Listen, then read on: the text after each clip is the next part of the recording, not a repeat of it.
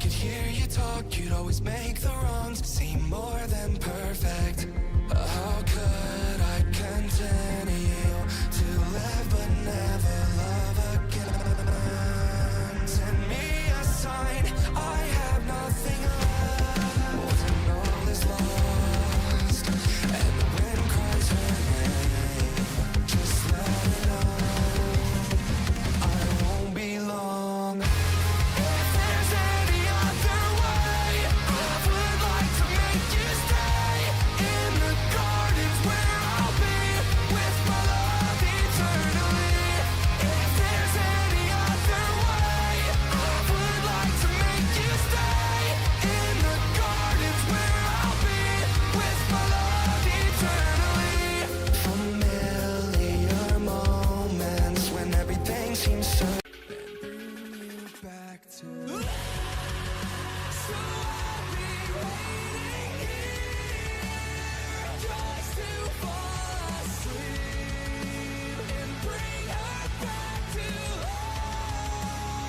Lost within a dream. So I'll be waiting here. Good evening, everybody. Welcome to the Quantum 270 Quantum Contender Series presented by the Burlington Cafe. Welcome aboard this beautiful Thursday evening. You got myself, KK, up here in the booth, along with my tag team partner, Pop Lynott here. Kyle, glad to have you back here on this beautiful Thursday evening down here in Charlotte, buddy. How you doing tonight? I'm doing well, yeah. It's nice and calm out. Temperature's not too crazy, but sun's going to set with this race, so it's going to be a good one.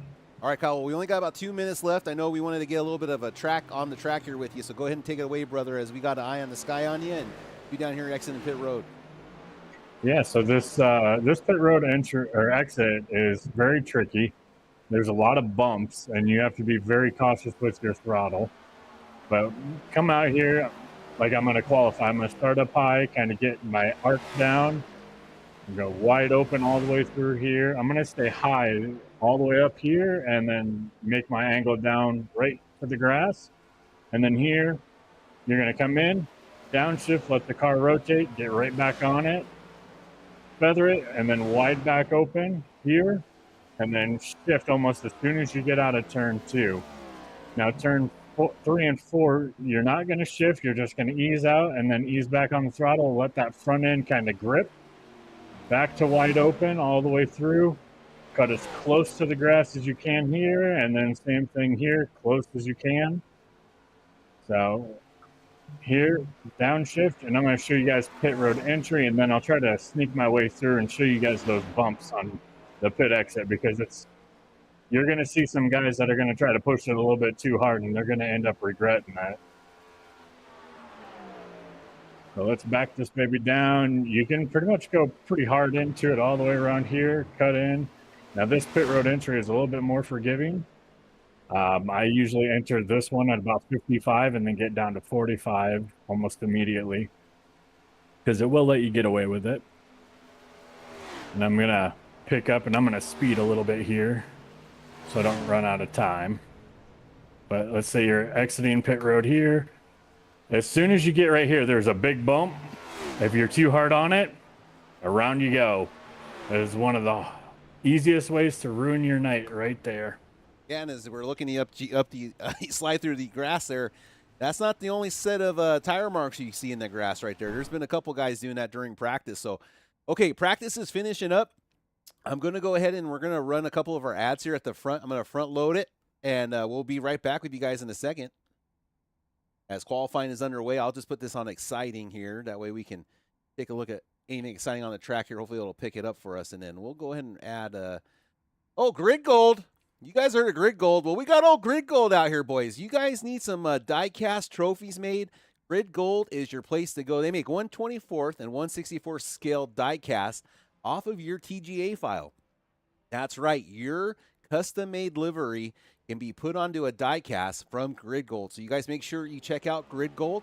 They got their Facebook page available. So reach out to them as they make these awesome diecasts. And also, you saw that Cup Series trophy. Pretty sweet little trophy there, too. So Grid Gold, they're your source for everything trophies and award-wise, they'll take care of you guys. And then our other sponsor we have here tonight is B&B Diecasts. Remember, they are a specialized in Lionel diecast dealer with new and previously released items. Find them on bnbdiecast.com. Also, their Facebook page, BB Diecast. Use code QCS at checkout for some special offers, free shipping, and no sales tax in many areas. And you can always pre-order upcoming diecasts to help support the league. And they have a lot of good, awesome things there. I saw they had a special on their Facebook page if you're following them. They had a couple smaller diecasts for sale, having a blowout sale on some of that stuff. So that is something you guys like. B&B Diecast, a season-long sponsor here at the Quantum Contender Series. And not long, but, tonight's Quantum Burlington Cafe is probably fueled by Burlington Cafe, where the only thing smoother than your racing line is the gravy. Seriously, if you're in Burlington, West Virginia, and you haven't tried their homemade gravy sausage yet, you're blowing the corner in life. We're talking fresh coffee, made-to-order breakfast, and gravy so good it might cause an unscheduled pit stop. Start your day like a pole winner or recover like you just hit the wall in lap 2. Either way, pull into the Burlington Cafe and refuel the right way. Burlington Cafe, serving up gravy one ladle at a time. Tonight's Quantum Contender Series is powered by Precision, brought to you by Quantum Bearing Science. These aren't your average bearings. Built with advanced materials and engineered for real performance, quantum bearings are made to roll faster, last longer, and stay smooth under pressure. Bearings designed for the way you skate, push smarter. So whether you're chasing speed on the pavement or chasing wins on the track, upgrade your ride with Quantum. All right, thank you to our season-long sponsors, and a shout-out to Kim at the Burlington Cafe in West Virginia. You guys haven't checked out some of that homemade sausage gravy, make sure you do, because it's the best tasting sausage gravy this side of the Mississippi. So shout out there to Kim over there for her season-long support of the Quantum Contender Series presented by the Burlington Cafe. So thank you to all of them and everyone that supports this league as we are here on this beautiful season finale, by the way, folks. So qualifying still underway.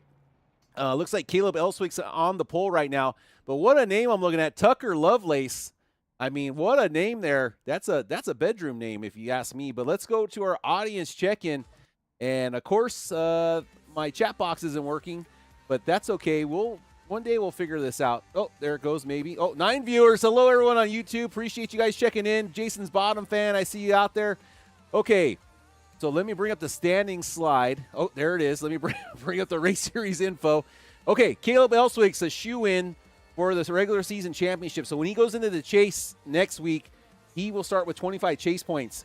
And then you can see there on our little board, second place gets 18, third place 15, fourth 12, so on and so forth. So your top 10 are going to make it into the playoffs. Everybody else will be entered in for the best of the rest playoff-style bracket they have, which is a really cool concept that Cody and them came up with.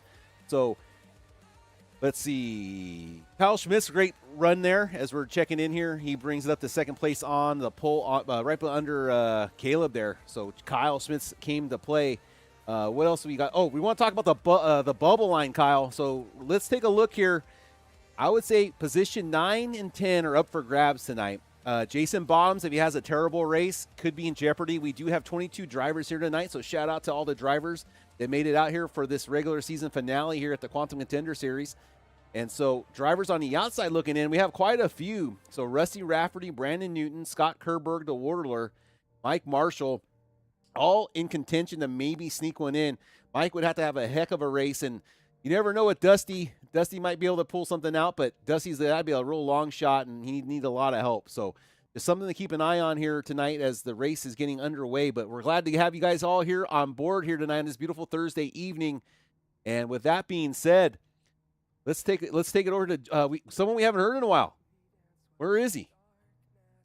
Heavenly Father, we thank you tonight for all your blessings. You said in all things give thanks. So we want to thank you tonight for these mighty machines that you brought before us.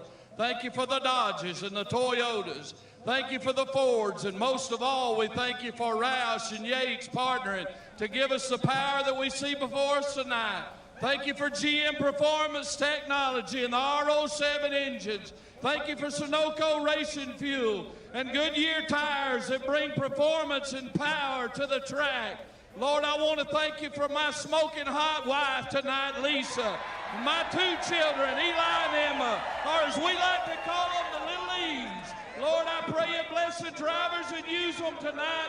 May they put on a performance worthy of this great track. In Jesus' name, boogity, boogity, boogity, amen.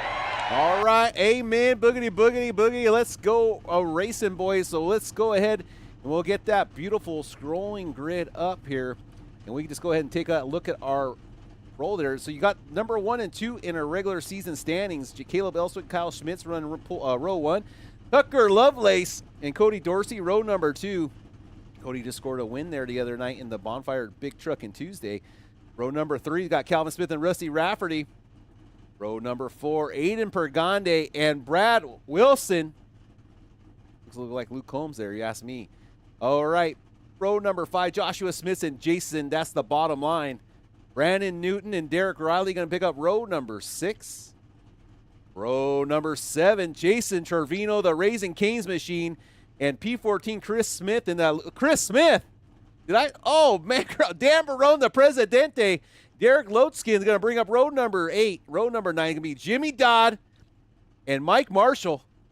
Ooh, don't make Mike Marshall mad. He'll try to hit you in the rear end a couple times. Stephen Horner and Cole Lewis going to be bringing up row number 10 here in the back. And Dakota Blythe, Scott Kerberg, the Whirler, bring it in right there. Let's get a better view of these cars. And Kyle Lynott there starting P23. All right, Kyle. Yeah, I heard his car didn't start, so he's already taken it behind the garage. Well, what are you excited here before we go green flag racing, Kyle? Like, what are you looking for here? Honestly, I want to see who's going to be able to keep the right front on their car the longest, because going into 1 and 2, if you're over driving it, you're going to burn it up pretty quick, and it's going to end up hurting about halfway through the run. So whoever can be the nicest to that right front is going to have a good race. All right, I'm looking for the drivers that can get that left front on the paint in each corner. I know at the beginning it's going to pay off, might be a little bit slower, but I think dirty air, if you can get below the car in front of you, and if you get to the bottom line, the car behind you is going to have a harder time getting that clean air. So I think track position is key here. There's going to be a lot of dirty air situations. So this might be Kyle Schmidt's best chance here, side by side, having to go off the green flag, not off the leader, to really take advantage of the outside line and see if he can make a pass here early on in this race and take control. MW Cowboy fan, what's up? What's up, man? Glad to have you in chat.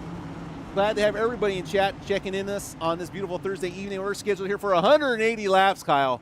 What a doozy of a race here. This is a endurance race almost here as they're coming to the, what do we got, the Echo Park restart zone? All right, Echo Park restart zone. Here we go on the green flag, man. And the Quantum 270 is underway here at Charlotte Motor Speedway for the regular season finale of the VRN network. For the VRN network, a great here. Jump by the outside line there. Big checkup. Kyle Schmitz just didn't get going right away, and it checked up Dorsey and got rear-ended by Calvin Smith already, which created a huge checkup for that outside lane. Yeah, the back end trying to get this figured out back here. Here's Jimmy Dodd in the 7 against our very own Chris Smith there, Kyle Lynott. That's why I was took my breath away seeing that 37 out there, the Louisiana machine. Yeah, just hoping he's at the steering wheel and not at the clicker tonight. Hey, we don't let these inside secrets out. It stays in the bonfire. My bad. Let's edit that out. All right, 77, Tucker Lovelace, side by side with Kyle Schmitz. So Tucker's got the inside lane right now. Oh, they're side drafting hard there. Oh, he's going to get turned. I felt it coming in the outside wall. Kyle Schmitz and Tucker Lovelace. Oh, in front of him. And then he takes out Josh. It's a Kyle Schmitz. It's a Schmitty reunion. And once again here in Charlotte, the cars are going each and every way. They're still not done wrecking. As Mike Marshall decides to park it sideways there on the exit of turn 4. How I felt that in my loins happening. Tucker Lovelace and Kyle Schmitz run into each other right there. We're going to go back and take a look at this. It was clear, and it looks like the 19 just turned in earlier than the 77 did. All right, we're slow-mo up here in our farmers-only replay camera as we're taking a look at this yellow flag situation. Oh, and there's a flock of birds flying in front of our camera there. Okay, side by side to 77 and the 19, My Mom's Addiction. Shout out there to My Mom's Addiction eBay store for all your collectible needs. As this wreck's going to take a while to get going here. Fast forward, does it happen right here? Let's go up to our chopper cam.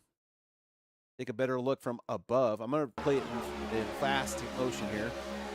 That's when I knew there was trouble. I mean, there's room to give. I mean, Kyle had inches to give on the outside wall.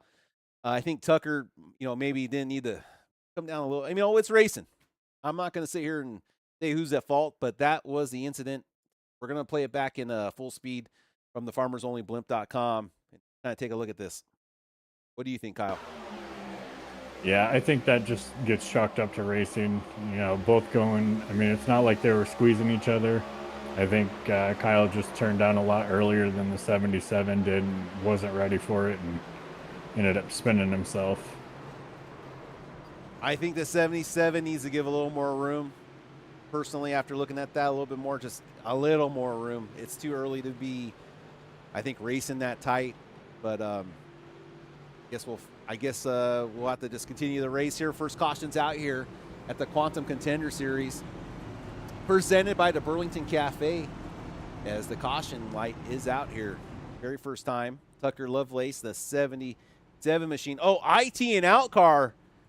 So the IT and out boys bring in a third ringer here tonight, trying to get Brad Wilson into that playoff position.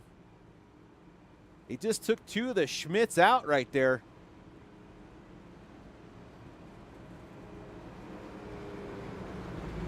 IT and out coming tonight with those matching paint jobs so far. I see Tucker and Caleb running that same looking scheme. Let's take a look at Wilson. As Wilson caught up. Oh, no. Wilson caught up in that accident caused by their teammate. That's not going over well into the team channel, voice channel, Kyle. Do you see that right there? Yeah, he got some pretty heavy damage from rear or getting into the 19, I believe. Self-inflicted pain there by the team.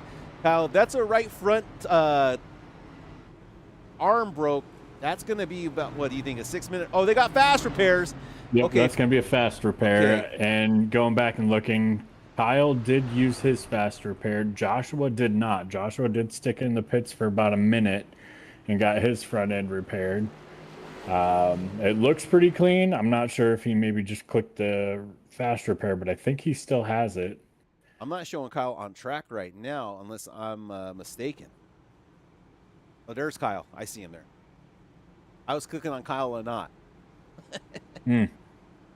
Yep, too many Kyles. Well, you're usually not in last place. Okay, so two IT and out cars side by side here.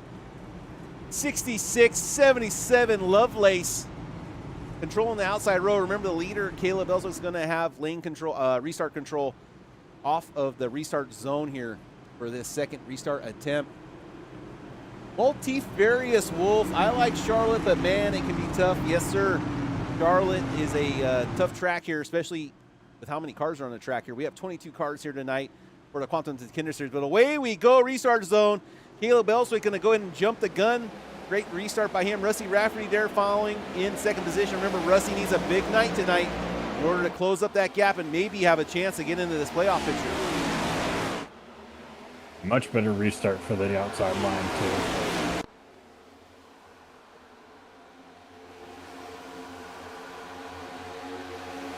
Little side-by-side action. There's Derek Riley. It looks like Aiden Vergande side-by-side. That's Jason Bottoms up in front behind Cody Dorsey right there. Brandon Newton needing the big night, rocking that orange number 28 machine for childhood awareness, cancer awareness from Brandon Newton in memorial of Levi Newton. So shout out there to the Newtons out there watching. And there's a great shot, Derek Riley, Jason Bottoms side-by-side. There's Dan Barone, the Presidente, following Aiden Vergande.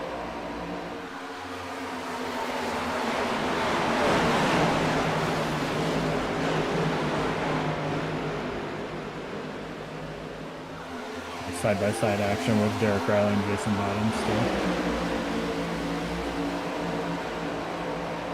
Jason Bottoms just spins it to the inside, but that outside lane is going to be tough with that momentum. You know what? I would let him if there's going to be a 40 lap new leader. Nope, no, not leader, but Rusty Rafferty pulls up, makes the second position. Tucker Lovelace falls back to 4th position right now. Calvin Smith was ripping the outside lane there, finds himself up in the 3rd position right now. Calvin Smith doing a great job, falls. There he goes, ripping that top.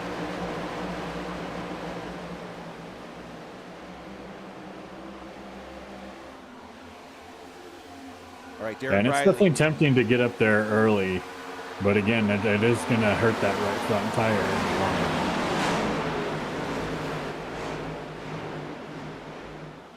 Eden doing a good job hugging the bottom. I would just keep an eye. If you're watching at home, you notice a car right in that bottom line, maybe a little bit slower than others. Maybe just take a look there to see if he can come back later in the run, if we get some long runs. There's Brad Wilson coming back out of the pits. Finally gets that 31 machine repaired, but he is going to be scored 3 laps down at this moment. So that's a tough break for Brad, as Brad was knocking on the door, the bubble line before the race started there.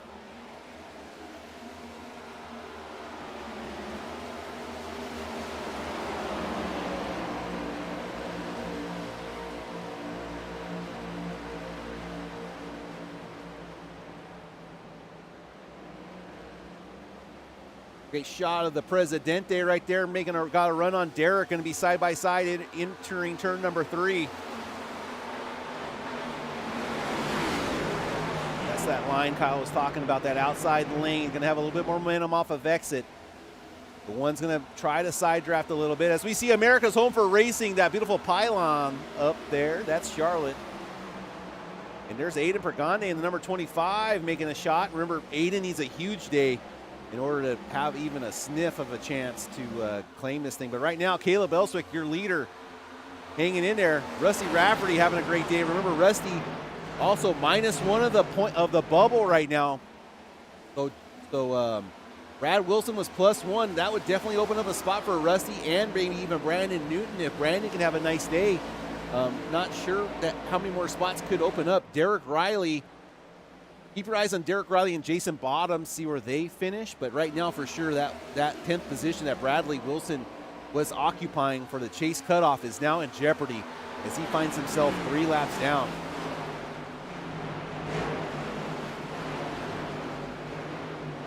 Our very own Chris Smith up 3 spots in 11th position.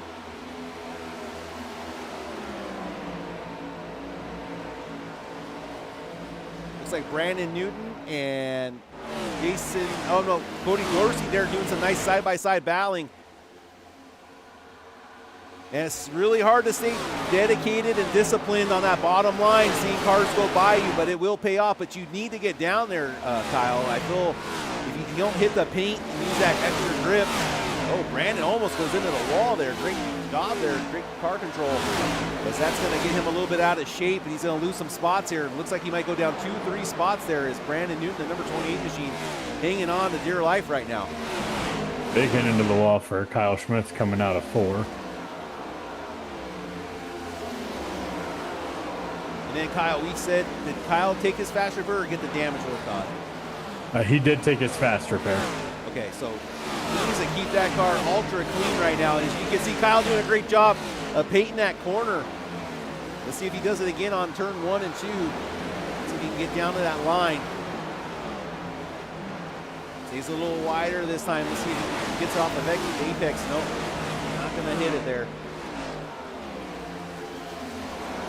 Chris Smith and Aiden Pregande side by side entering turn 3. Buddy Solly out there in Chatland. Hey, buddy, good to see you out there. Thanks for stopping by. Always nice to have one of the brethren jump in.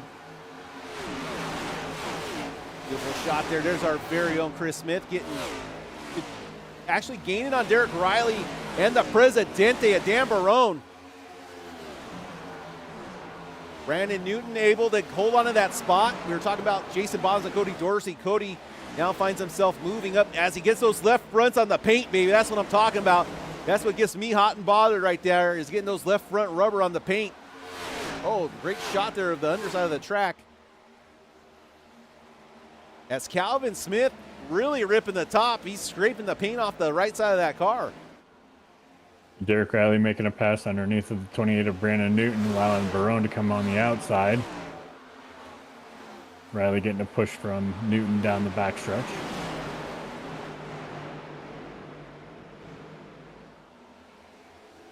It looks like Bottoms might have had a little hit off the wall there as you see that car go down to the inside lane very sharply. Not very natural like of that car. Green flag racing so far. We've had one caution so far here tonight at Charlotte. Regular season finale for the Quantum Contender Series presented by the Burlington Cafe. Once again, want to say thank you to all our season-long sponsors. B&B Diecasts, Grid Gold, Quantum Bearings, and all you out there in YouTube land tuning in each and every Thursday, supporting your drivers. We could not do it without your help and your support. You guys give us the energy we need to keep this broadcast rocking and rolling each and every Thursday.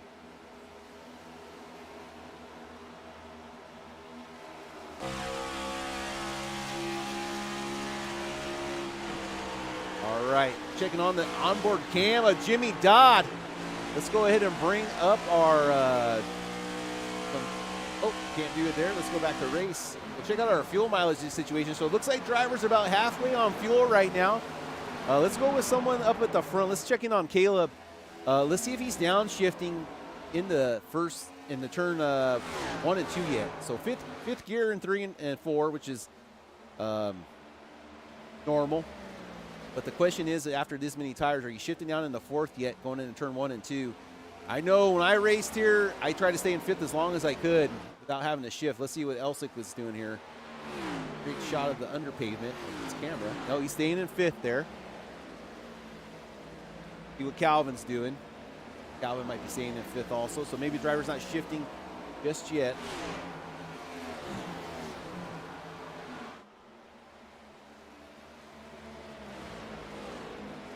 Derek Riley making his way through the field slowly, and he's sticking in 5th as well. You know, he trying to just get back to the underside of the 55, or the inside of the 5. Yeah, he just shifted going into coming into 3 and 4 actually.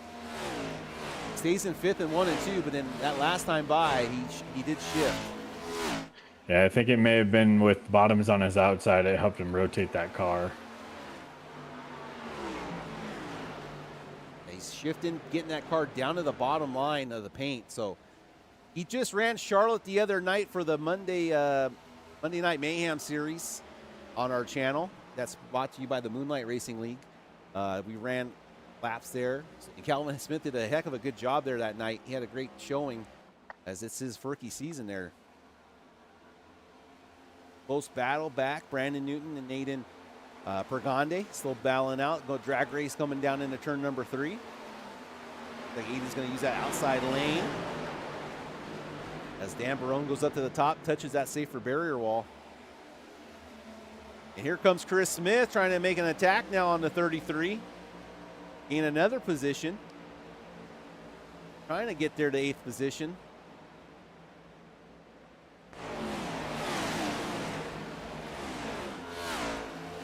You know, Kyle, this audience members, everybody, give me a second. This camera situation is really driving me nuts.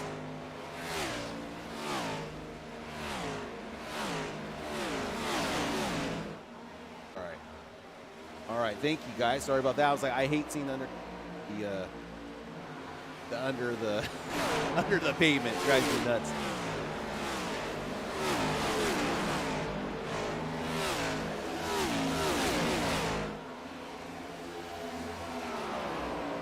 And Burgundy is fighting back there with Chris Smith. This is a good little battle. These two have not been able to get by each other. Now, Chris is going up the track a little bit. Leaves enough room there for Aiden. Big hit into the wall for Bottoms and Aiden Pergande. Yeah, you see the right front damage on the number 5 machine. Got some of that fiberglass broken apart as he goes a little too far down the apron. You're going to have to probably lit up off the gas a little bit, get control of that number 5 machine. As you can now see, he's going to be giving up those spots. Here comes the Presidente on the outside, heading into turn number 3. There's a drag race behind him. Chris Smith, Joshua Smith. There goes Aiden Burgundy trying to block the air off of Joshua Smith. Going to get him tight, but you can see how Joshua's able to get lower than Aiden there. That's going to really help the number 2 machine get air. Oh, as Aiden's not choosing the lane there, almost comes up in front of the 37.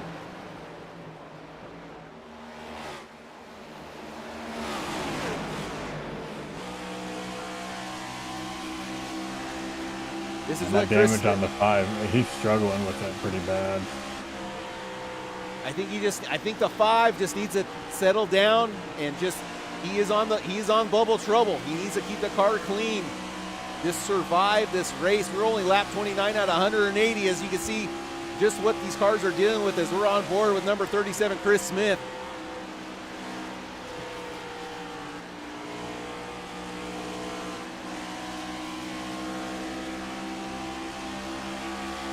Gonna give him a nice little bump in the back there. Jason does a great job hitting the paint. Chris getting a little tight there in the corner. You can hear him have to get off the throttle. Oh, it's almost 3 wide there. Joshua Smith's in a hurry, trying to regain some positions here as Joshua Smith is in the 11th position, trying to have some patience here. Let's go on board with Joshua and see if he can keep his patience here after that earlier caution. Falls with his family member and Lovelace.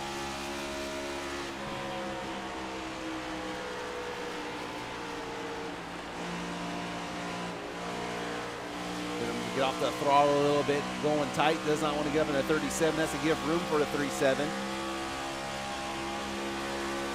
Gonna enter in a lane lower because 37's on his outside. It's a good drive, he's underneath bottoms there, gonna get the air on the front of that car and get a good run now.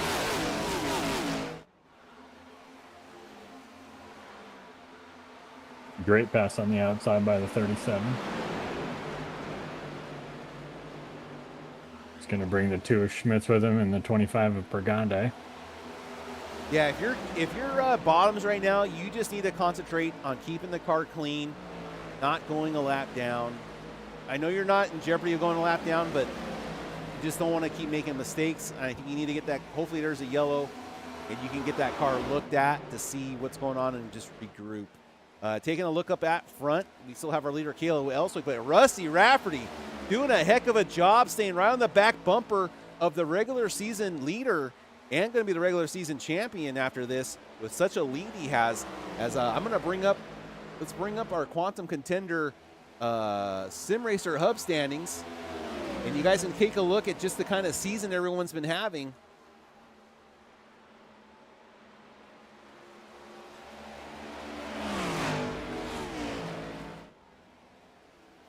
Caleb Elswick there, just top of the leaderboard, 60 points above, 3 wins.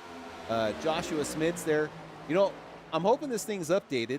It feels like it is, but I feel like, yeah, I'll have to double check. Sure, feels a little like it needs to be refreshed there.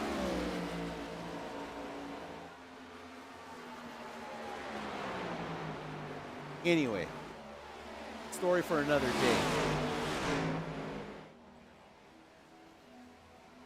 All right, so pit stops are going to be, we're getting closer.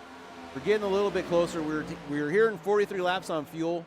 Remember, we had a caution earlier, so Kyle, what do you think? Maybe we'll say 46 laps. Start looking for these guys to come on in. Yeah, I'd say probably another 10 to 12 laps, and you should start seeing a majority of the guys coming in. Now, you might get some guys that might short pit this, but I think 45 is about the number you want to hit. That'll put you at 90, 135, and then 180. Kyle, I've been with this new pit stop strategy stuff going on with you having to wait on fuel. I mean, honestly, if you're up at the front and you have a chance for this thing, or you're just trying to be the most efficient, I mean, I'd come in a lap or two early.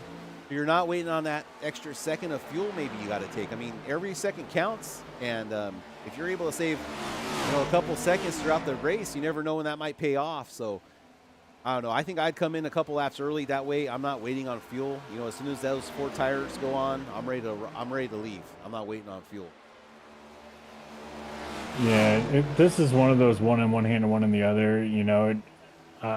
The first pit stop, if the racing's been clean, you could definitely go in early and try and short pit it. If you think there's going to be somebody that's going to get a little too throttle happy coming out of the pits and cause a caution, you may stay out a little bit longer. So a lot of mind games with this track.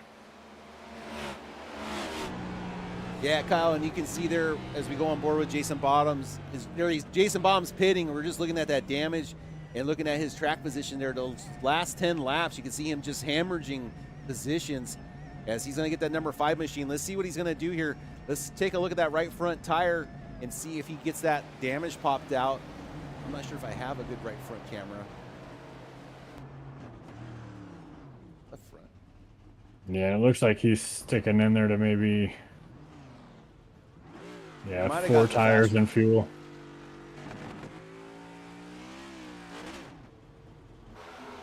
All right, I think he got the damage repaired there. It does look like it's not as scraped up on that right front. All right, there's a look at your leader. Rusty doing a great job, as we were saying before, staying right on the tail of Caleb. So really impressive job there by Rusty, as we're noting that Rusty is a point down in the race here to get into the chase. Here comes Tucker Lovelace of IT-ing out. Teammate there, involved in that earlier caution with Kyle Schmitz. As there goes IT-ing out driver down pit road. Let's see what happens with his teammate this time by.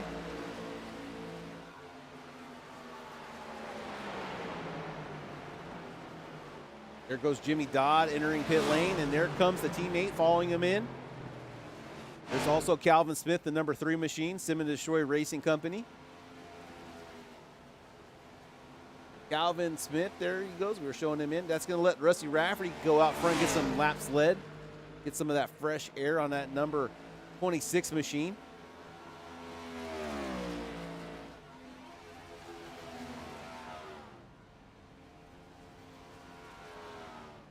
Black flag for Jimmy Dodd. There, the number 7 having issues coming down pit road.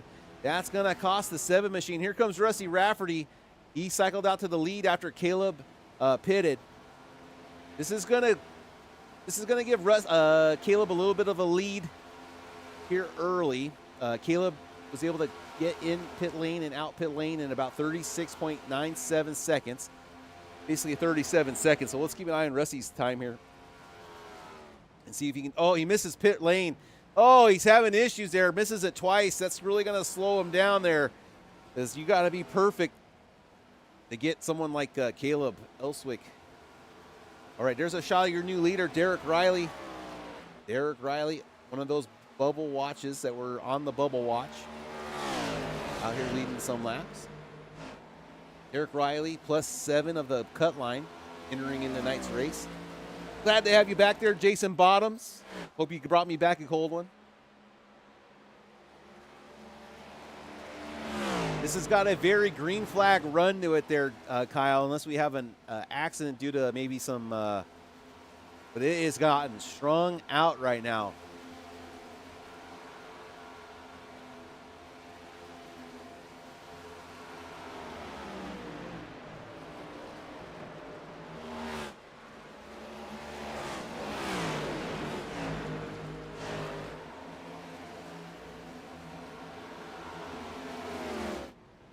There's the 28 machine of Brandon Newton sliding in that car. Misses his pit box just a little bit. Going to finally get it in position, and there goes the crew putting on those 4 Goodyear Eagles. The Sunoco Fuel Man gets in another can. It's plugged in, and away the number 28 machine goes. Brandon Newton, away he goes. Misses that stop a little bit. Going to have to clean that up if he's going to want a chance to move on to the next round, as Brandon Newton is only 9 points back of the bubble right now. Looks like the 25 of Aiden Pagani got a black flag as well. Oh, say it ain't so. Cody Dorsey, Derek Riley bringing it down. Chris Smith, our very own Chris Smith of the Bonfire Racing League, bringing it downtown. Joshua Smith's going to cycle out to your lead. Joshua. Hey, we got a caution. Caution is out on the track. Brandon Newton coming out of pit lane. It's showing he crashed. I'm trying to find the 28 machine. And he's down there by the trailers behind the camera. Kyle, did I'm having a feeling he might have trouble exiting pit road. Oh, we got front right damage on the 28 machine. Let's go ahead and take a look what happened to Brandon. Yeah, leaving pit road there, Kyle. The car gets loose and uncontrolled, and it's sayonara there for the 28 machine as he's going to launch it. Looks like he's going to launch it into the, I'm saying the outside lane if it caused a caution. Yeah, he's going to go up and hit that outer safer barrier wall. Big shot there for the 2.8. Hopefully he has his fast repair left. Zach Engel in chat. Zach Engel, number 47. Appreciate you out here, buddy. Thank you for just tuning in, man. Me and Kyle appreciate you there. All you guys there tuning in for the support. Thank you guys once again. It means a lot to us. Is that number 28 machine is going to bring out the caution, and I think this is really going to help somebody like Joshua. Obviously, Kyle stayed out, but did anyone get trapped a lap down right now, Kyle? Yeah, we got a lot of cars, so let's just pay attention to what's going on here. We'll check on pit lane. Okay, so Joshua comes in. Chris Smith stays out. Chris Smith was in pits. He's going to end up being the waiver or the lucky dog. Okay. See if anyone gets hosed here. So as far as drivers getting the wave around, Calvin goes around the car. oh, Calvin may have been the lucky dog then. Okay, so if Chris Smith is at the front, we're showing him a lap down. I'm also showing Derek across the line. I think that's going to trap quite a few guys down there. Because Tucker Loveless, he is shown. Showing him one. He's on the lead lap now. Caleb's shown as your leader on lap number 47. Guys that are on lap 46 still. Chris Smith. Yep, so you'll have Chris Smith, Tucker. Rusty. Horner, Jason. Dan. Scott. Aiden. They're gonna get their lap back. They all pitted on lap 45, 39, 41, 37, around that area. Okay, then you got someone like Steven Horner, though. Steven's in line. He'll get his lap back. Derek. I think everyone's going to get their lap back here. I think we're going to be okay because Caleb, it's going to be everyone. Yeah, I think Barone and Bottoms, they're trapped a lap down. Yeah, because if Caleb's your leader, everyone in front and behind Caleb is going to have an issue.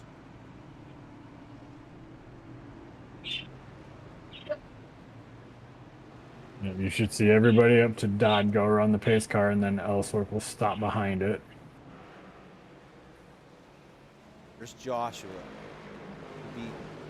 Joshua's going to get, where is Joshua? Joshua.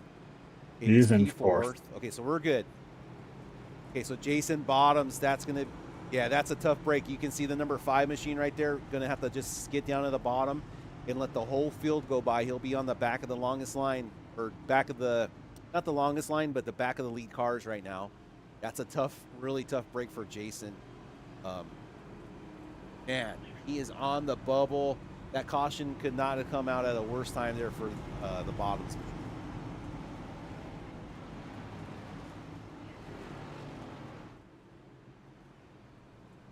Now, the number 1 priority for Jason Bottoms is going to be fighting. Wow, it caught a lot of people down there. Is now the field is cycled out. You can look on our tower there. Bottoms, Barone, the Wurtler. A lot of guys there caught down, lap down. So that's going to be a race for the lucky dog if we get another yellow. But the way this race has been going, who's to know? But all right, new faces up front. Caleb Elswick, same old face. But Derek Riley going to see what he's got up in the front row against Caleb. Caleb's going to have the jump. And away we go. Inside line gets a normal jump, like always. Little spread out. Looks like the field didn't do a great job staying up with Caleb. Didn't read that properly. As everyone's a little spread out there. Joshua Spitz, though, up to 4th position. Last came in on lap 106. Kyle Schmidt's up into the wall there. You see the smoke come off of that machine as he's battling his son there, the number 2, Joshua Schmidt's father and son combination there. Got Schmitty shots and My Mom's Addiction. There you go, Kyle, getting it dialed in there. Cody Dorsey takes their penalty under green. Oh, for which car there? 25. 25 machine of Aiden Pregande having the penalty serve there. So Aiden's going to find himself down in the pit lane to serve that penalty.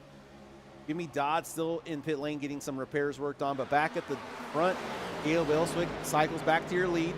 Cody Dorsey finds himself in P2 there. I think that's a big story. Cody fell back a little bit, able to bounce back up. Let's go with our driver details screen. Just kind of see what kind of day he had during the yellows there. You can see those yellow dots, or when the yellows came out. his positions there. So he did get real lucky there as he's had an up and down day here at the end, towards the end of his stint.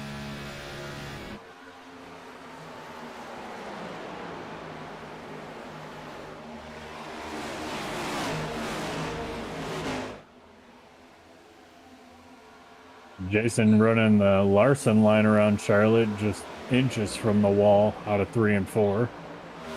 That's the bottoms machine? Yep. Goes back down to the bottom of the track, or about a lane up from the bottom in 1 and 2.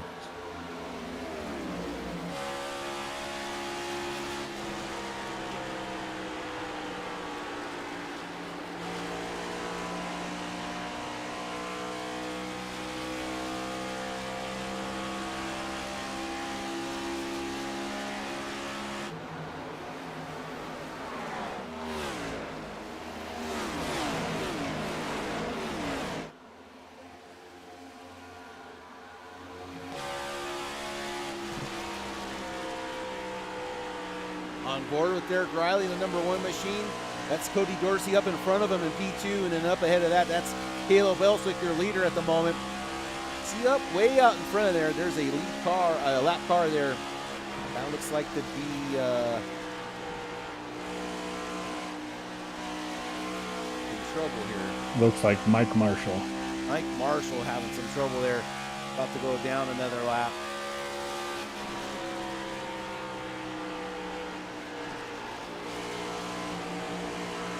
Kyle Schmitz has joined the group, a pack of 4 here. This is the top 4, and we take a look at their widen back out. Joshua Smith there. It looks like Joshua might be saving a little bit, not as quick as the other drivers, but holding on to P5 right now. Drop back a position from that restart. Kyle Schmitz involved and Joshua involved in that earlier incident with Tucker Lovelace. Tucker Lovelace finds himself further back in the pack there after that pit stop cycle.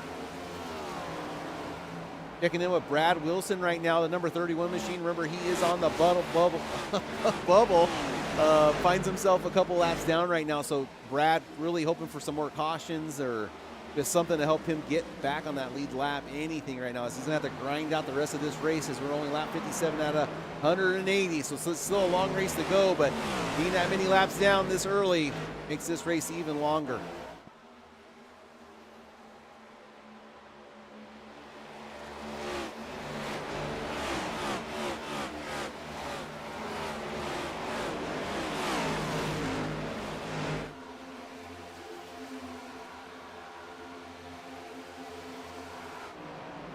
Like Calvin Smith just made a pass on Dakota Bly there for P8 as he finds himself trying to fight back.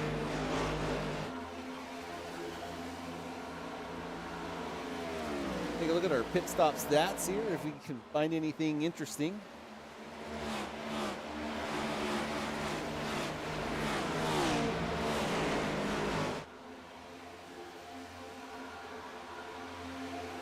All right, so Caleb on the oldest set of tires right now with Tucker Lovelace. So let's see how long is the number 3 machine. That's ripping the rails up there up top as he's going to get a big steam of momentum, get a run here on old Jason Trevino.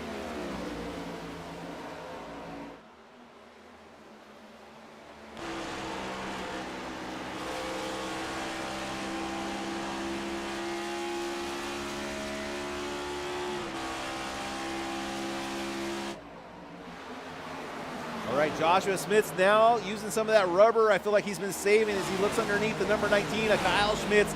Out of turn number 2, it's a drag race side by side as these two give no quarter. You think, if you're thinking long picture, maybe, you know, the guy's got a little more speed, let him go. But obviously right now, Kyle has position. It's easy to say, oh, Kyle up in the outside wall. Huge shot there to the 19 as he takes another piece of that number 19 and stuffs it in the outside barrier wall. Because that's a couple times now we've seen that 19 machine get up there.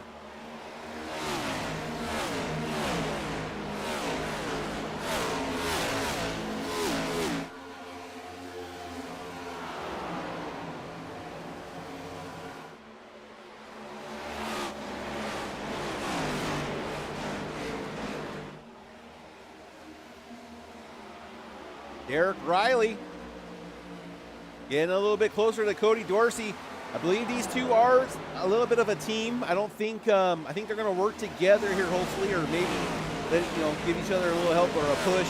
As you can see that car of Mike Marshall getting ever closer. Caleb Ellsworth was able to make the pass on Mike Marshall as Caleb is starting to check out there. A little bit of a lead now, over a second of a lead. Now having to deal with these three fighting amongst themselves is only going to help Caleb's effort even more to close out this regular season with a win. But we still have a very long way to go until we reach that point.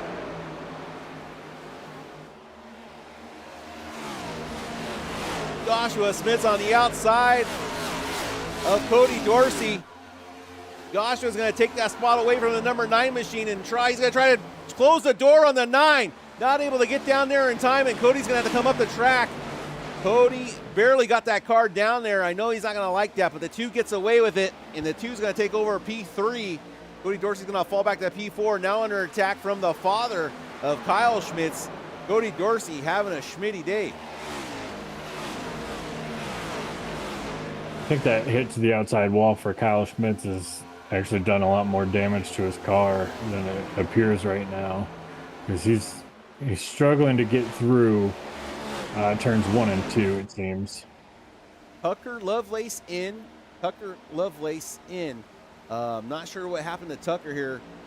Just going in for some repairs or early tire stop. Not sure or if he's doing a lot of math. I'm hearing 43 laps at the end of this for the fuel stint. That would give him 86 plus 65. It's not 180. So that's all I can tell you with my math skills, unless I break out the Texas Instruments. And there goes Calvin Smith on the outside of Kyle Smith. Calvin trying to get by the number 19 machine. We have a feeling the 19 might be a little hurt there from that shot. And remember, the 19, we believe, has used his fast repair already. So 19 not in a great spot here, but he is not in that need of worry of points to make it into the chase. But it is a battle to see where you're going to end up in the regular season, because it is based off your bonus points on where you finish in the regular season. The regular season matters something here. Caleb Ellsworth is going to walk into the chase with an extra 25 points, and that's just how much it can help swing things in your favor headed into the chase. That's like a DNF. If you have a real bad race, that extra 25 points will help buffer you. I'm thinking there might be a little bit of team strategy going on with the 77.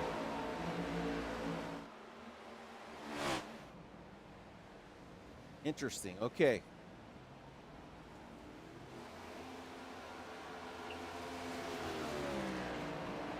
We'll have to keep our eyes here open on maybe some of the strategy that Kyle's talking about. But Tucker Lovelace is going to be shown 4 laps down.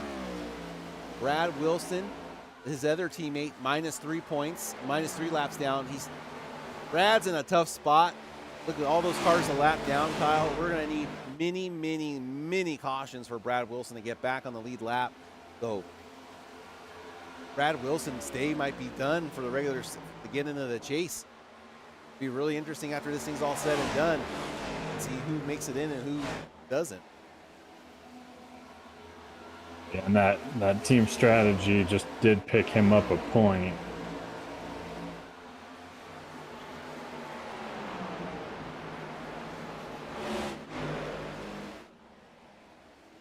Derek Riley has able to move himself past Cody Dorsey, finds himself in P2 right now. Cody Dorsey fall back to P4, under attack here from Calvin Smith. That's ripping the top line right there.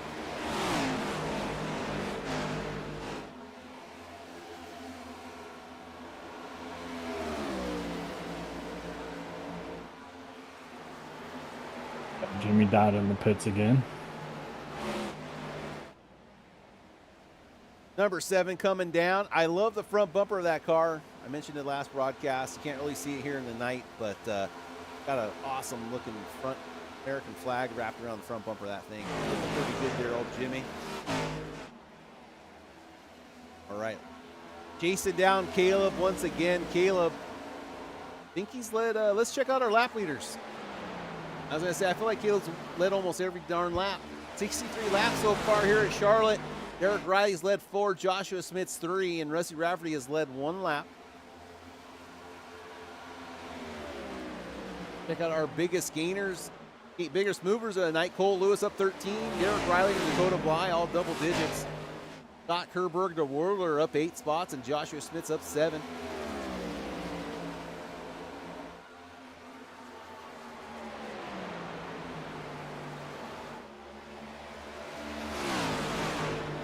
And right now you can take a look. Fastest last 5-lap average.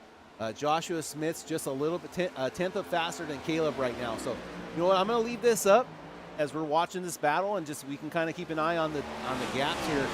You can watch that average time for the last 5 laps and see how everybody's trending. But Caleb Elswick almost ready to fall off of that top 5 leaderboard. As here comes Joshua. We did notate Joshua maybe not as fast at the beginning of that run. This is why he's able, taking care of the tires a little bit better with this longer run. Let's see what he can do here. See if he can chase down Caleb. And about a lap ago, our Tuesday night BRL IRP winner just had a heavy impact to the outside wall. Cody Dorsey. Oh, man. Kyle, that was a hell of a race we had there that Thursday night, man. That was fun until the end. Yeah, I think it was fun for about the first 12 laps.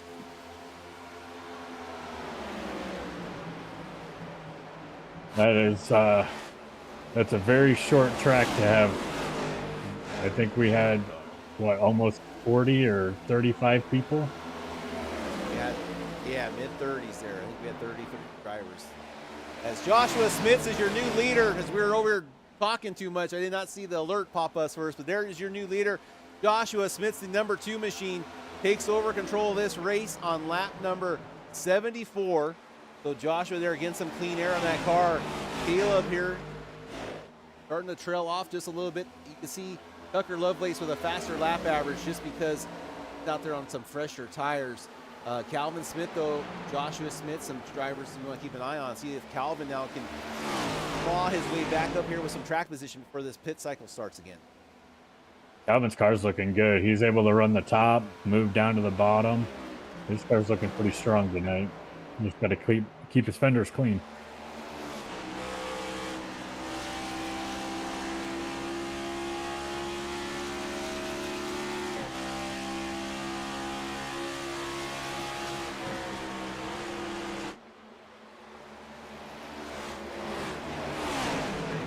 Derek Riley, this would be for P3. Doesn't get the job done there. Derek Riley's going to give him not too hard of a time, but definitely going to be racing them hard. They enter turns 1 and 2 side by side. Calvin's going to get those bottom lefts on the line, get a little bit of a grip. Going to have a little bit of a run on the inside lane. Just can't quite clear Derek yet.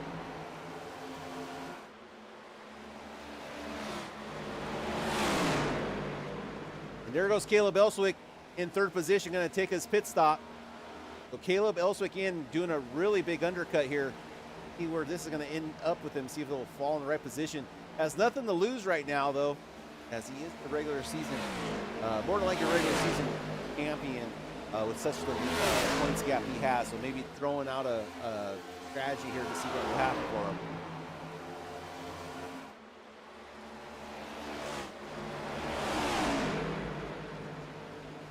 As you can see, fuel for these drivers about a quarter of the way that left of the tank so far. So Caleb coming down quite early there. Maybe burned up his stuff and wanted a new set of tires. How far, what he could do there instead of him in the positions he was going to. All right, Calvin there. Trying again. Yeah, Calvin trying it again. You're going to drop down on the bottom very low. Still not able to, here he can go almost, nope. Calvin, the one of Derek just gets such a momentum there off of exit of 4. And now Calvin is not like in the situation with the 1.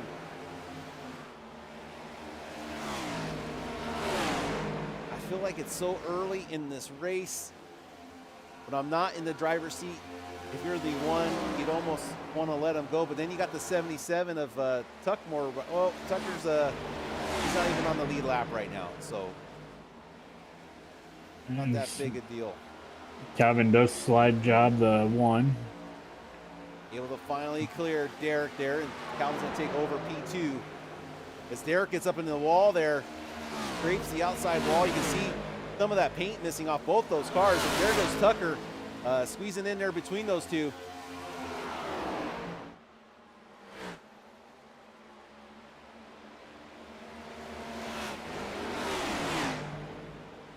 Ooh, and Joshua, a big hit to the outside wall coming out of 4.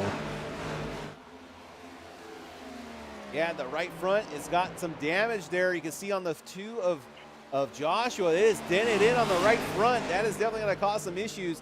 As you can see, Calvin Smith now making some time up on the number 2 machine. Almost a half a second a lap faster that last lap for Calvin. Yeah, wonder what happened to the 2 machine. Hopefully he isn't having any more hardware issues. And it looks like he just got tight coming out of 4 and ran out of real estate. That lap, 0.3 of a second faster for Calvin.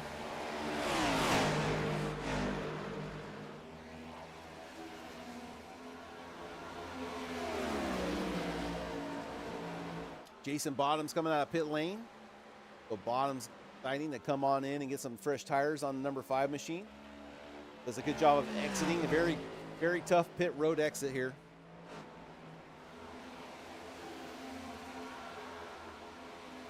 Yeah, Kyle Schmidt's holding on to P6 right now. And there's a good shot of Cole Lewis and Rusty Rafferty. Great job running in a top 5 position right now. So shout out to Cole, the number 52 Ally machine.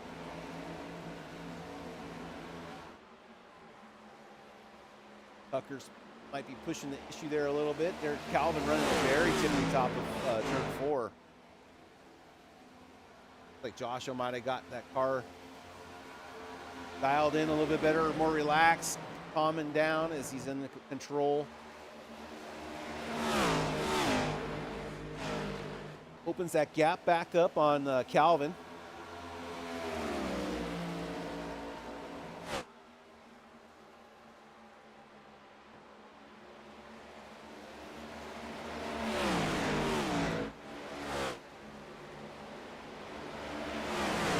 It looks like Joshua just said, all right, I've had enough of waiting around, and put the pedal to the floor. The last lap, he was about 0.2 of a second a lap faster. The lap before that, about 0.4. It looks like Steven Horner, the number 71 Napa know-how machine's got a black flag there. Unfortunately there for the 7-1.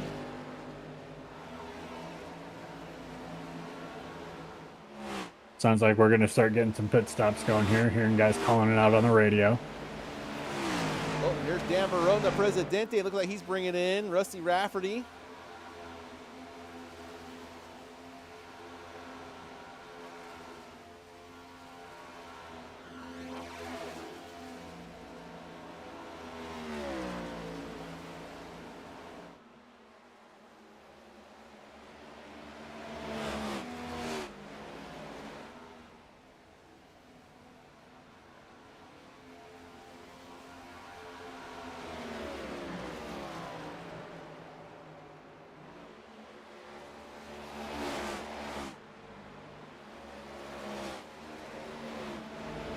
.14 of the Whirtler going to be bringing it down pit road this time by.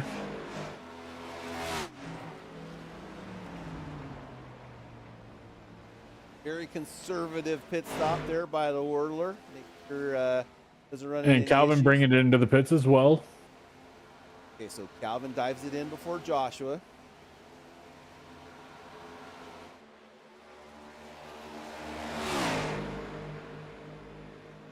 And it's going to be tough for Joshua to bring it in. He's got the 77 to his inside right now.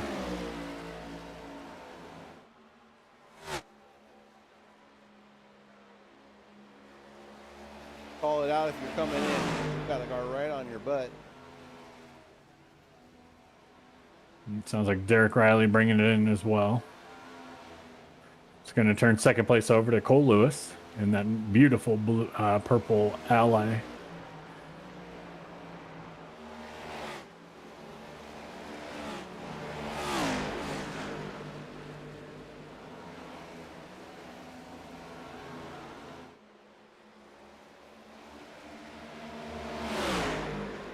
47 on. Here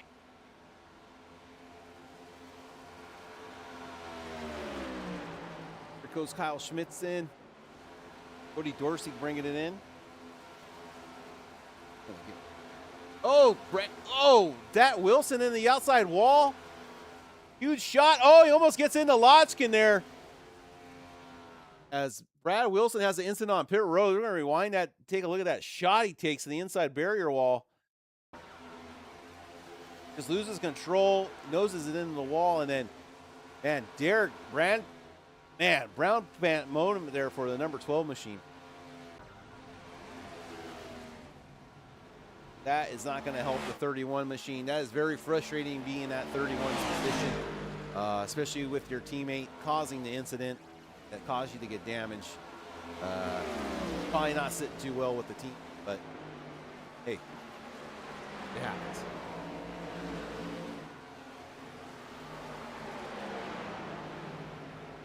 All right, I'm getting my handy dandy calculator out.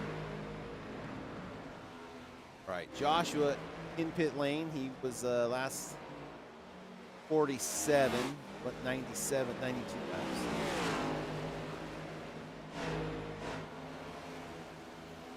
Okay, he went 45 laps. We got 180 laps to go, so 180.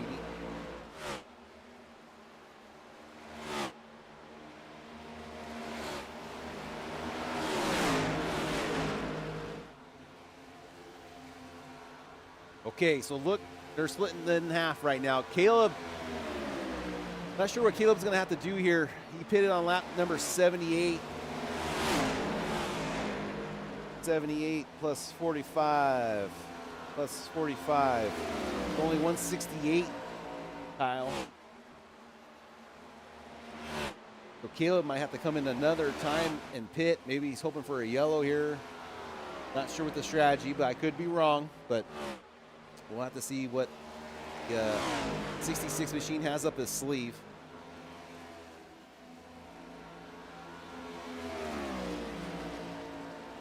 Well, that's what he has up his sleeve. He has a 6-second lead over Joshua Smits right now. So Caleb, with that huge undercut, be able to gain 6.267 right now. So we'll have to see how fast that lead dwindles, and just keep an eye on that, because he is going to get caught. He's on much older tires. Does inherit the lead, though. The battle you want to keep an eye on at the moment is this great job there by Calvin Smith. It's right back on the back bumper of Joshua Smith there. Now Joshua having to deal with some traffic up in front of him. That's the Whirler and Aiden Bergande there that the number 2's having to deal with. Only going to help the number. Oh, the Whirler just trying to get out of the way. Comes down in front of Aiden. To get that thing straightened out. Looks like the 14's just going to stay down out of the way, or at least try to. That's going to slow down Calvin. I can see Calvin get caught up in some of that lap traffic there, as that's going to hurt him. As that lead was over 0.3. Now look at that lead from Joshua and Calvin has just exponentially grown. It's almost half a doubled it now to 0.6. So number 3 not very happy now, trying to get through that lap traffic. Another battle we have is Cody Dorsey trying to make a move on old Kyle Schmitz. And then you got Jason Bottoms there, lap car down. Jason Bottoms 2 laps down right now of the lead.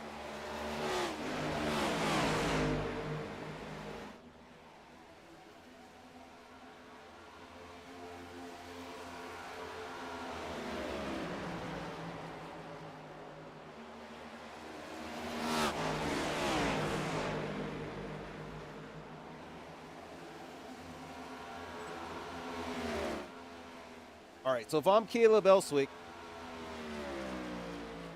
I last came in on lap 78. 78 plus 45 is 123. I can do another 45 laps. Only gets me to 168. So I am 12 laps short, unless I can save. Unless his name is Joe Fulpus. He knows how to save. Oh my Lord, his head's cut off. No wonder he's got so much aerodynamics there, as we got a crazy looking view there. Sorry about that, folks. Let me get us out of that one. All right. Yeah, does not sound like... That's definitely a view. Does not sound like Elswick. That's how I drive the Cup car. That's my view. Yeah, Elswick does not... Explains so much. Elswick there not saving. So 12 laps short is what I'm predicting there for Old Elswick. Derek Lotskin, the number 12, he is in pit lane. There's 12 getting some work done as he accelerates out. Crew gets that cans of Sunoco fuel and 4 Goodyear tires on that.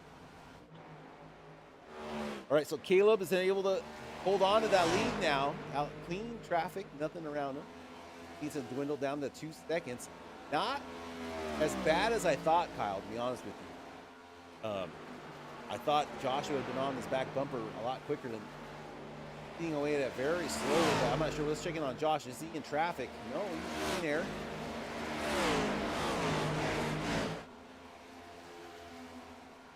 I'm thinking that with Calvin, the line that he's been running, he's been saving tires, which is why he was able to come on pretty strong a little bit later in that run. So he might be doing the same thing. Just trying to maintain the within 1 second of Joshua, save those tires, and then push a little bit harder once you get closer to 15 to go before you need to refuel. Yeah, I'm just trying to figure out Caleb's strategy. Not sure if he's rolling the dice, hoping for a yellow to come out, take this track position while he can. Try to, obviously gonna have to come in more times. The other drivers are gonna be able to make it. Yeah, it's still a long race, still 77 laps to go here in the Quantum Contender series presented by the Burlington Cafe. Yeah, I think for some of these guys that pitted a little bit later, like Joshua, Calvin, Derek, they should only have to make one more stop if you can go about 45 laps, because they pitted around 90. Where Caleb, he was about 12 laps before that, 13 laps before that, somewhere in there. And he might be cutting this one, into thirds and just, hoping that he can get a nice undercut on both of those. It might work.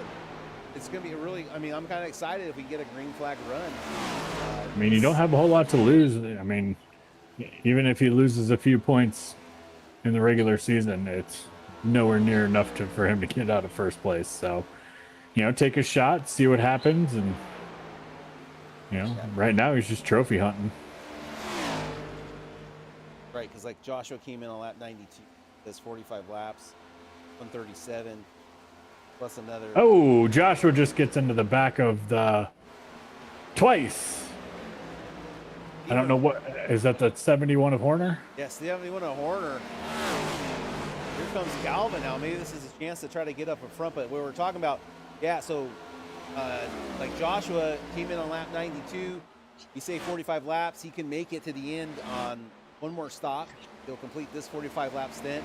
Come in and do another 45 lap stint. That will get him to lap 180, no problem. So Caleb gonna have to 2-stop this. If what we're thinking is true. And Caleb hanging on to that lead very well. That clean air and doing a great job here. So we're gonna be expecting Caleb to come down. I think it would be before his 45 lap run. Let's go on board with Caleb and just check out his gas situation. Tucker Lovelace is in pit road. That's 77 bringing it down. There you can see his fuel situation there. He's almost about a quarter of a tank.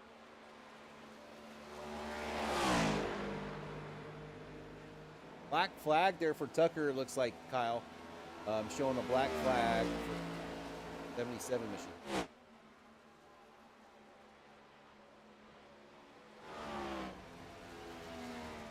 Possibly too fast entering pit road. Let me take a look here and see what happened to the 77.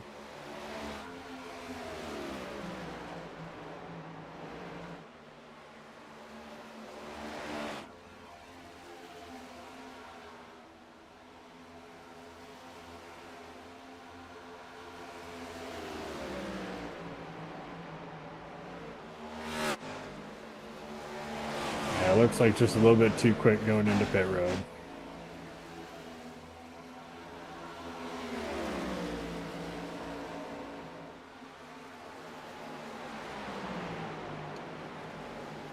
Fortunate day there for IT now. They have one car on the track able to do something with that clean race car, and that's going to be Caleb Ilswick, the 6 out in the lead here.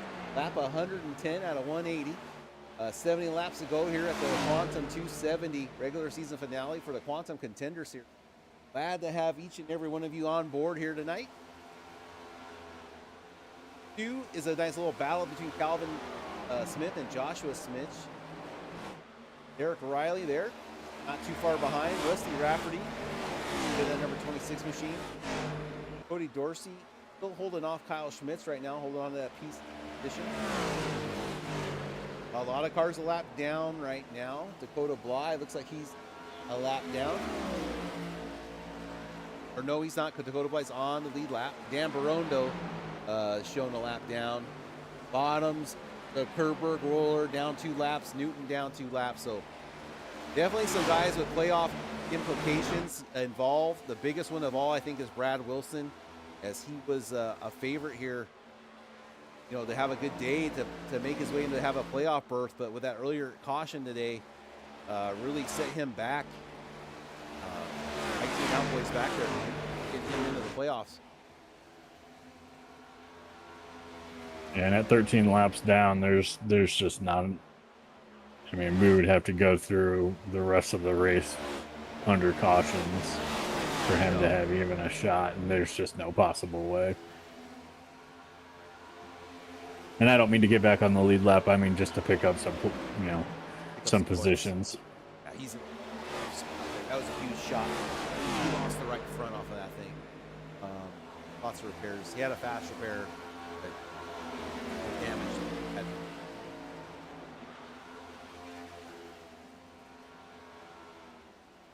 I'm impressed with Caleb, though, still holding on. You know, he's got a little over a 2-second lead, and he's had that for about the last 10 laps now. Yeah, this is very neat to watch happen. I mean, I definitely like seeing alternate strategies pan out.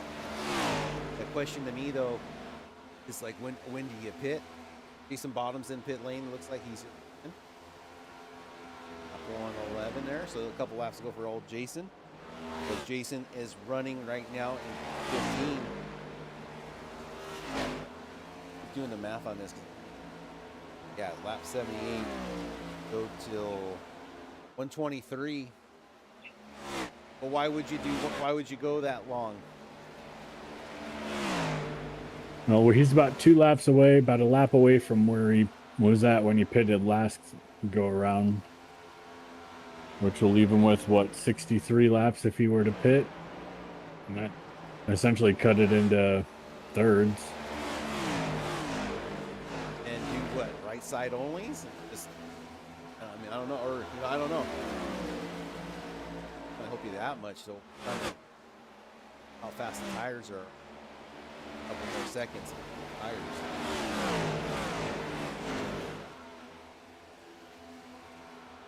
We'll have to see, as all eyes are on Caleb Elswick in that 66 machine, on when will he pit and what's that pit strategy going to be like. Calvin Smith, though, takes over P2 over Joshua Smith there, the number 3 machine. Takes over P2, so these are all the cars. The only car on another 2-stop strategy would be Caleb. Caleb's going to have to come down and pit 2 more times. Calvin, Joshua, and everyone else has pitted around lap 90. Should be able to make it on a 1-stop. Look for them to run it their full 45 laps and bring it on downtown. Get that surface done.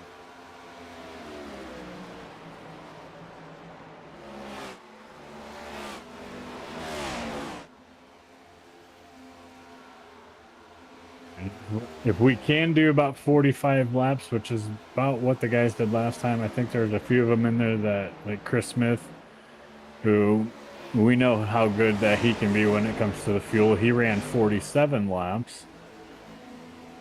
So if Caleb pushes it to 47, 48 laps, that means he's going to have to pit 7, 8 laps from now, which that's going to leave him about 3 laps short, 4 laps short. Does not sound like he's safe. Sounds like he's running the car normal.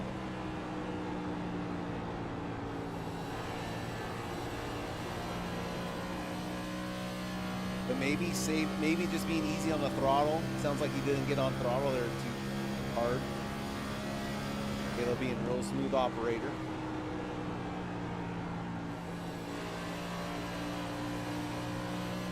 Yeah, very curious. Only time will tell. As there's Calvin Smith on the doorstep. Oh, ITing out there. Splits ITing out the 31 lap car as Calvin goes up high, trying to regain that spot. As soon as someone gets to him, he's going to pit. Oh, here comes Calvin Smith. Calvin Smith pulls a quick one. Tries to shut the door on this strategy. Very interesting job here by Calvin. I don't. What is Calvin thinking? I don't know. I think he panicked. Did a panic pit because pitting this early, he's going to have to pit a second time now. Unless the cars are just that much. Oh, he misses his pit stop too, I think. Yeah, I think he had to back up that car, Kyle. So maybe panic pitted? I don't know. And all that work to stay in front of Caleb gone because he did miss his box. So just more insult to more insult there. So we'll have to see where Calvin pans out, or Kyle, maybe they know something we don't. Very curious to see how this thing goes, but man, what a move there as Calvin's strategy goes by the wayside, trying to stay in front of Caleb. And he's behind him. Doesn't even stay in front. Unfortunate there for Calvin. So we'll have to see how that pans out for the number 3 machine. Joshua Smith, though, probably thinking to himself, hey, another one down. And Derek Riley probably thinking to himself, hey, this thing is possible. There, it's right there in front of me. I got the number 2 there. Anybody's race right now for everyone else. So Derek Riley, Joshua Smith, they're battling out. This is first and second place. Cole Lewis, let's take a look at him. He got a good little battle there with trying to chase down Jason Trevino and that number 68 Raising Cane's Toyota Camry. Kyle Smith's doing a good job hanging on that. We're thinking it's a damaged 19. Not quite sure. Lots of things up in the air right now.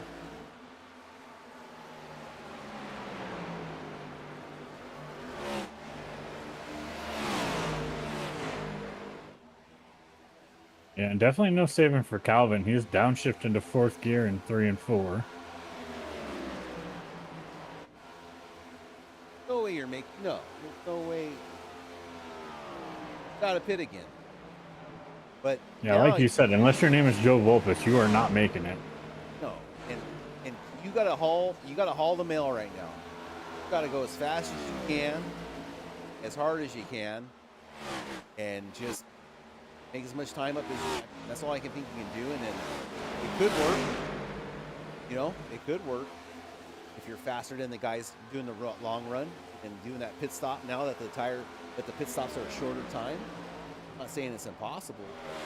There's Brandon Newton and Jason Bottoms there side by side for position. This is for E14 and 15. Very important race here as these drivers are fighting for that top spot to get into the top 10. Remember, Jason Bottoms only 2 points above the cut line, but with him and Bradley Wilson having terrible days, Rusty Rafferty in 3rd place right now. Rusty Rafferty looks like he might have himself a way to get into the chase right now there, Kyle. Yeah, and he's been running pretty strong all race. Kept the car underneath of him. He's actually got the fastest lap out on track. Not by much, but by about 1/100th of a second. So he's been quick. I feel like if this race keeps going green and Rusty can just keep it between the safer barriers there. Man, look at him run that high line. That is running the high line there. He might have a chance here. I mean, anything's possible, but Rusty doing a great job. And I was going to bring up Dusty Summers. Dusty's not here tonight, though. Dusty was only back 9th position, so Dusty not going to have a chance at this thing. Mike Marshall, another name I want to bring up. Mike Marshall is 20 points back, but Mike's going to be finding himself in 21st position, multiple laps down. Unfortunately there for Mike. So Mike's shots here not looking too good, but what a great effort there to even have a chance at this thing.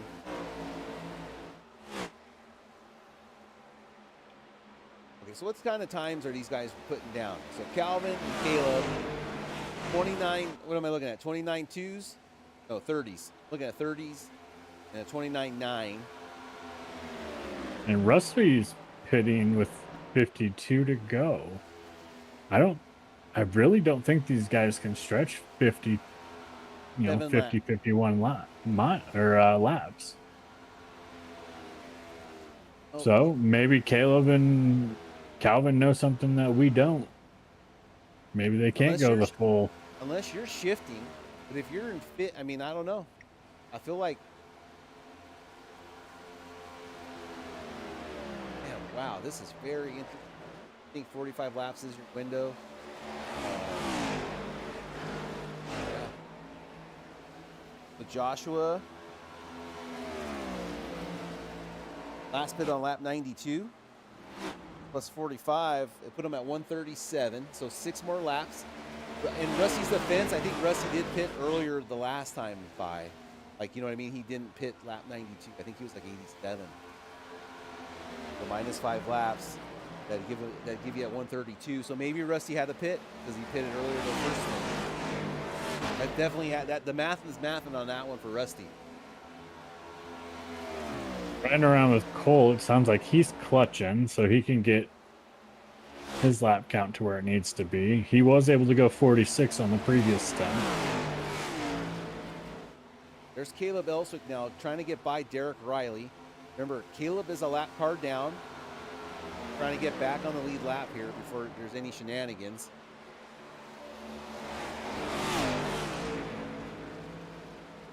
All right, so Caleb running a 30.2. Where Joshua and Derek are running only 0.3 slower. I mean, it's not like this crazy tire jag that these guys are dealing with. I mean, I'm looking at it's like he ran a 30.5 and Caleb's running 30.2. No, it's not crazy, but we'll have to see. And we got a caution. Caution is out. Aiden Pergande, the number 25, has a caution. And it looks like it looks like same spot with Brandon Newton. I have a feeling this might be a pit road exit situation. Let's go to the camera on our Farmers Only replay and see what took place here. Oh, and there goes the 25. I can already feel it. I feel it in my loins. And definitely too low there on the apron there, Kyle. You need to stay that looks the outside. familiar. That looks familiar. Yeah, caution out here. Exactly what I talked about. Caution out here at Charlotte. Only the third caution of the race tonight. Second caution for similar incident. First caution of the race was earlier tonight. Okay. Interesting. So, Caleb Elswick is going to get the lucky dog to come in and pit and still be he'd only be P8 and with fresh tires on. Yeah, he literally loses no positions. Yeah, Caleb in a win-win. Now, Calvin Smith, though, little tougher thing. Now, let's see if the leaders all come in. Leader. Dan Barone, yep. Cole Lewis, everyone in. Russ, yep. I think we're good. So I think we're going to have waiver rounds.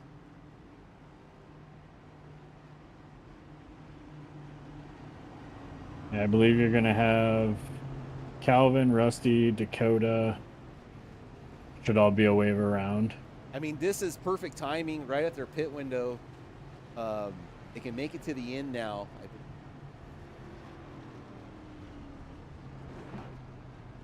Well, I don't feel like this is going to be our last caution now that we've regrouped everybody and, with only 40-something laps to go.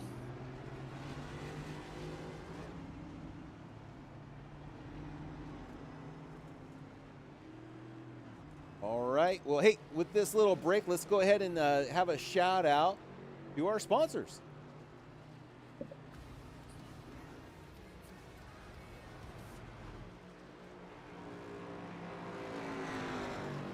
Tonight's Quantum Contender Series is proudly fueled by Burlington Cafe, where the only thing smoother than your racing line is the gravy. Seriously, if you're in Burlington, West Virginia, and you haven't tried their homemade gravy sausage yet, you're blowing the corner in life. We're talking fresh coffee, made-to-order breakfast, and gravy so good it might cause an unscheduled pit stop. Start your day like a pole winner or recover like you just hit the wall in lap 2. Either way, pull into the Burlington Cafe and refuel the right way. Burlington Cafe, serving up gravy one ladle at a time. Tonight's Quantum Contender Series is powered by Precision, brought to you by Quantum Bearing Science. These aren't your average bearings. Built with advanced materials and engineered for real performance, quantum bearings are made to roll faster, last longer, and stay smooth under pressure. Bearings designed for the way you skate, push smarter. So whether you're chasing speed on the pavement or chasing wins on the track, upgrade your ride with Quantum.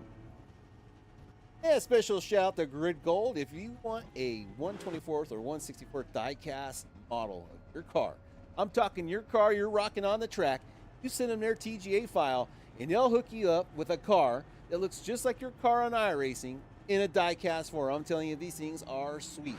So check them out. Grid Gold, our season-long sponsor. Glad to have them on board here on the Quantum Contender Series presented by the Burlington Cafe.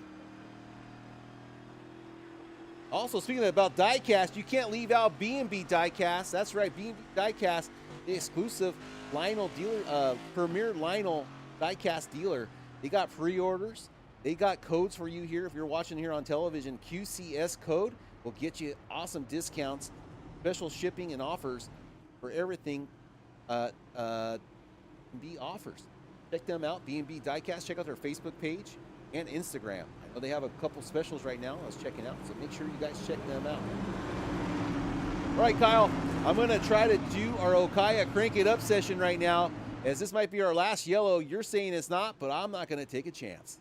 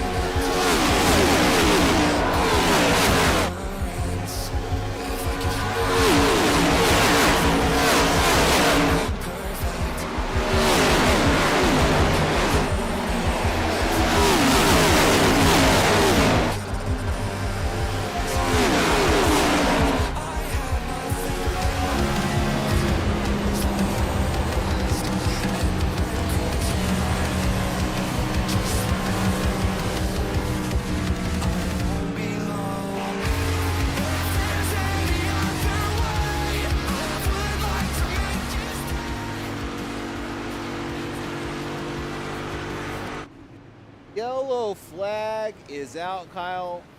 Yellow flag is out. I'm seeing a lot of names. What do we got going on here? Oh, I tricked Kyle. Let's take a look here at this accident. Yellow flag. Okay, we're going to take her up to the blimp. We're going to go press play.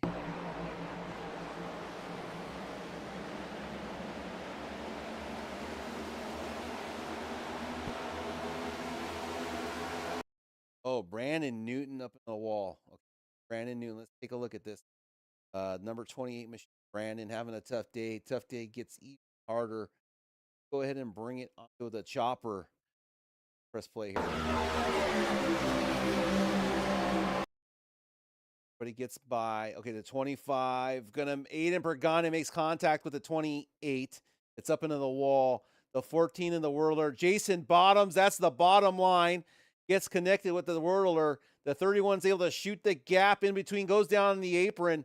The 31 is still alive. Brad Wilson able to squeak, but no, sir. Gonna get hit, tagged right there. That's gonna ruin his chance at a lucky dog. Oh, we're outside the.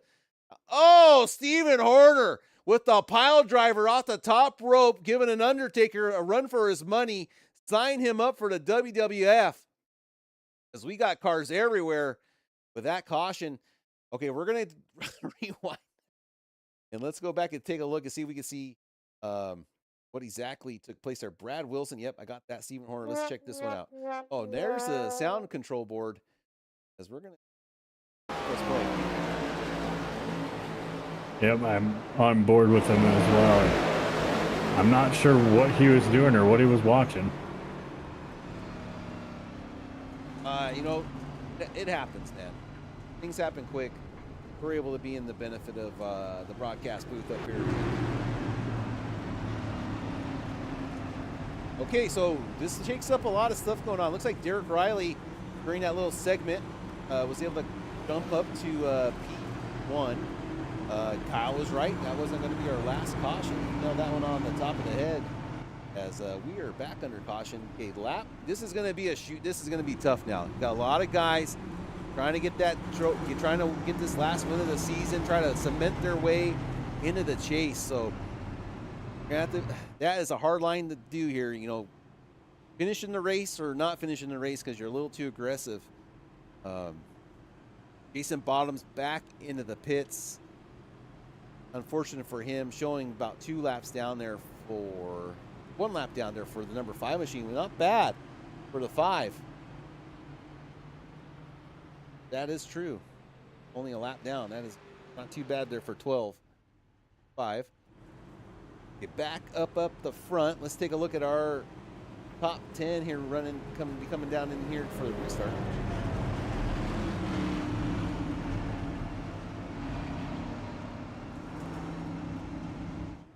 Okay, so everybody's on the lead lap from P11 and under.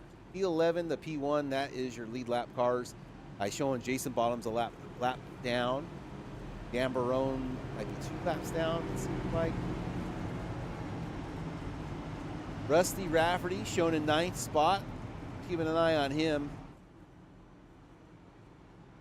See if you have a finish this day out. He is right on the cusp of making this this playoff push. The pace car lights are off.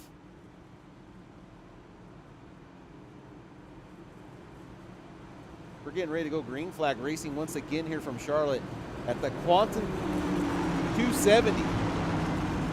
The Quantum Contender Series presented by Burlington Cafe as they're going to hit that Geico Echo Park restart zone.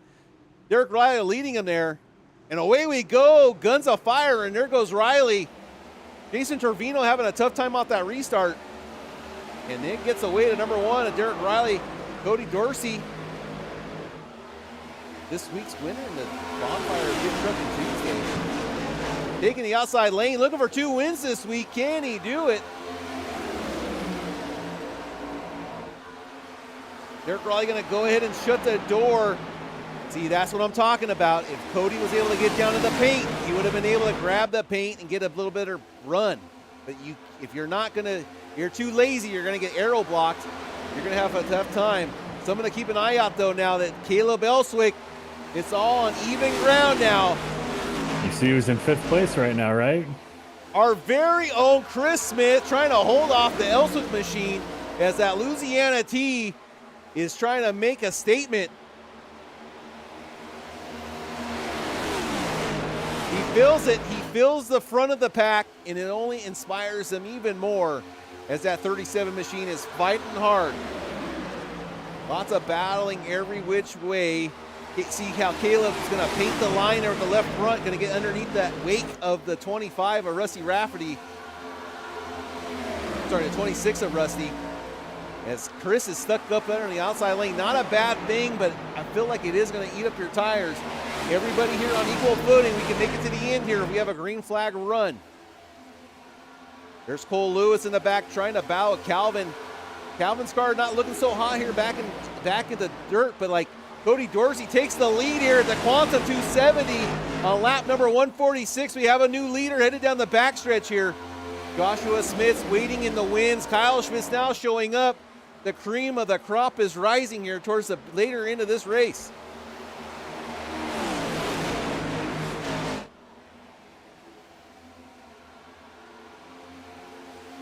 Rusty, Kyle Schmidt, side-by-side racing. That's what Cody Dorsey wants to see. These guys getting hung up. He's got a little bit of protection there from Derek Riley from the back. Looks like Derek might not just have the pace right now. I'd be worried about Joshua, though. Joshua does have that long run speed that we've noticed. So does Calvin. Oh, almost 3 wide. Bring the back of the pack here with Joshua. Puts Kyle Schmidt into the wall, going 3 wide with Rusty. IT-ing out number 66, Caleb Elswick there making an appearance now.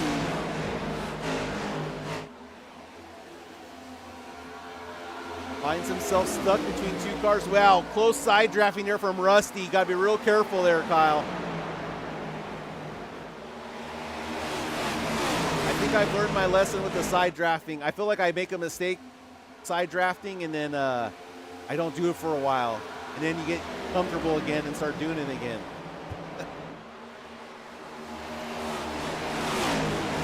Rusty coming on strong towards the later part of this race.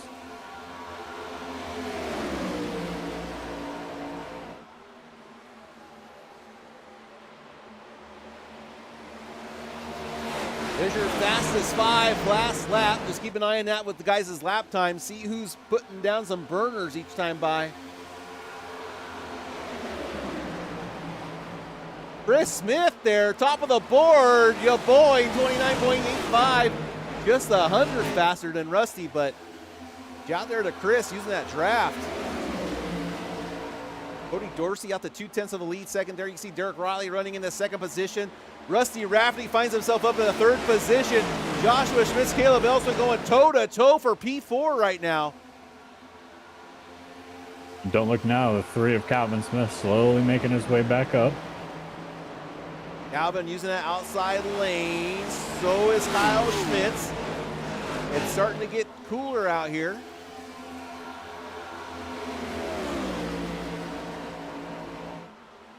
Calvin gonna make the pass on the 37, move his way up. This is where things are gonna get spicy. I think you got some drivers up here with some chips on their shoulder. Gonna see how Calvin interacts with Caleb and Joshua here. Is this gonna get some tight racing, I think, once we get a little more packed together.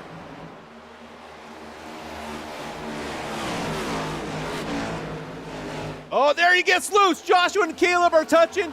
Joshua does a hell of a job saving on that number 2 machine. Here comes the 3 trying to take advantage of it. Dives underneath the 66. The 2 is going to try to take the air off the 66. And there they come out of turn number 4 unscathed. Coming down the front stretch here at Charlotte. I mentioned it, and here they are going toe-to-toe. Some of the big ballers here at Charlotte in the Quantum Contender Series. We got 2 of them going toe-to-toe right now. Caleb took the air off the back of the number 2 machine. Got them all types of loose. And here goes the 3 and the 66 battling. Side draft on the 3. Not going to be able to have enough on the 66 to pull him back. 66 going to clear, come down to the paint. Calvin does a better job, though, getting down the paint. Should have a nice run off of 4. There's Chris Smith enjoying the action in the back. Chris doing a great job keeping that car clean in 7th position. Able to strike at a moment's notice. There goes Calvin back up to the top line, trying to make it work. Joshua Smith's holding on tough after that incredible save there. After he got the air taken off the back, Kyle, I feel like if you can get that right front fender near that left rear fender spoiler, you can cause some issues for some drivers. Yeah, absolutely. And definitely a lot of aero blocking can happen too. So both front and rear car can play some games pretty easily on this track. Here's a shot out at Calvin Smith's hood. That's Caleb Elstick right in front of you. And then that far little dot heading into turn number 3, that's Cody Dorsey with his partner in crime, Derek Riley. That's Rusty Rafferty with the white and red. And there you can see Caleb getting a little tight there. Got a little aero wash. Caleb, see that if you're the driver in front of you is doing a great job of painting that line in front of you, you almost got to run the high line. Got to get out of that weight. Let's see how low Joshua gets here. See, Joshua leaves the bottom open. And then Calvin doing a great job taking advantage of that. Yeah, just that one lane up for Caleb leaves that bottom open for Calvin, puts the air on that nose, gives him great downforce. Right there, he pushes tight. That's the problem there with Calvin there. Didn't get low enough. And that's the thing, though. I think if you're on the outside, you think you're clear of that dirty air, but you're not. You need to get a little more than the lane, I think, to really take advantage of that clean air. Like right there, you're in a good spot.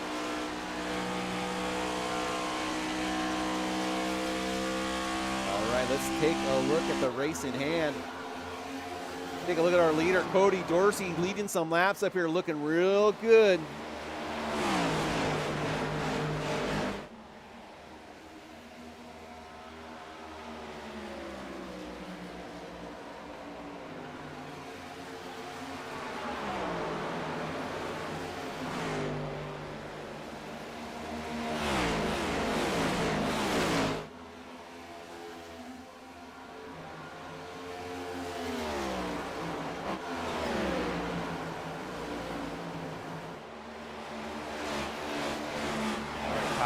Smith's there, inching a little bit closer there to our 37 of Chris Smith. Like Smith might be losing a little bit of pace here. Still got 22 laps to go, but now is the time to push, in my opinion. You really don't have time to save anymore. You got to really start putting the rubber down now.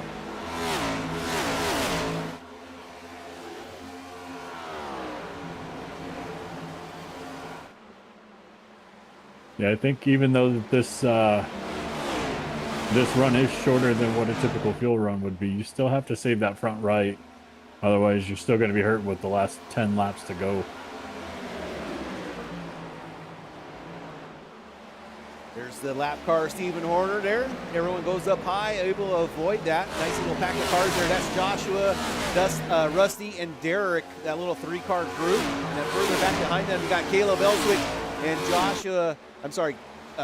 Calvin Smith and Caleb battling out between each other. And that's for P4. P5.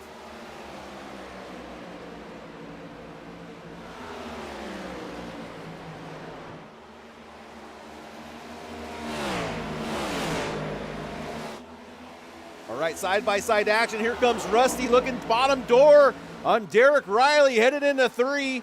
Derek's doing a good job. He's going to get down to the line, going to block that run. But here comes the two of Joshua Smith. Might have some momentum on the outside.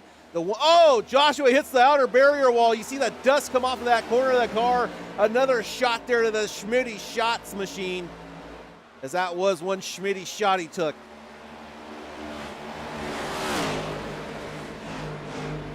Rusty trying to clear to 2, can't do it. It's going to hold him up, and Derek Riley's going to get away again as Derek Riley holds on to P2 with the skin of his teeth.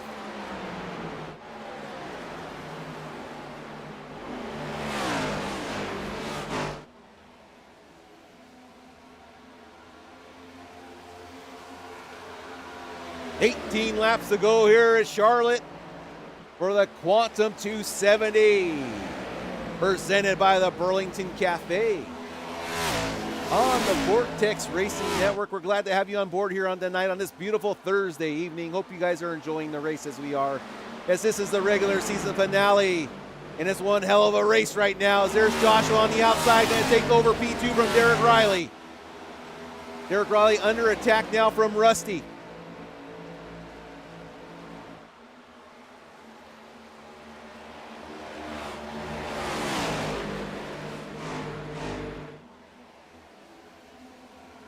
Cody Dorsey putting the show on right now. 7/10 of a lead. Can he make it to the end of this thing? Can he win twice in a week here on the Vortex Racing Network? 17 laps to find out. Stay tuned. It is going to come down to the wire. I got a feeling. Rusty looking underneath the 1 now. Going to have some aero issues from the 2 in front of him. Able to get a run off of 2. Trying to side draft the 1 heading into 3. Here goes Rusty on the bottom, painting the line. Great job by Rusty. Can he keep the 4 down? Keep that momentum headed out of 4. Here they go, entering turn 1 side by side. The 1 a little further back this time. Rusty going to take a higher lane.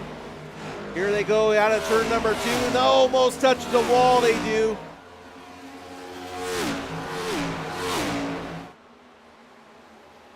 Here comes Rusty again out of 3 and 4, side by side, the 26 and the 1. Not giving an inch. What a battle we have for P3. Joshua Smith is 0.8 of a second behind Cody Dorsey, that is in the lead. But all eyes is on this great battle we have for P4 and P3. Oh, now here comes a side drafting from the 26 machine. The 26 is being a little bit more aggressive, needs to get by the 1. Oh, he's cleared him. He clears the 1 out of turn number 4, and there goes Rusty taking over P3 for now.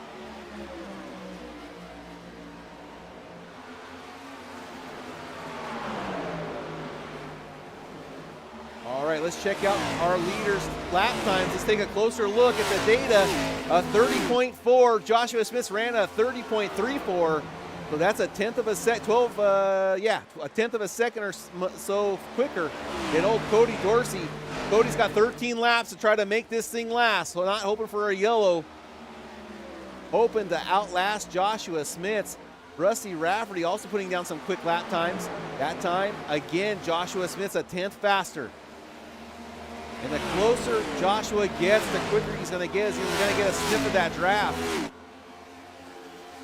The 3 quickest cars that last lap were Joshua Schmitz in 2nd, and then Caleb Elswick in 5th, and Calvin Smith in 6th. Well, they better get a hurry, Kyle, because it's big hit into the wall by Riley.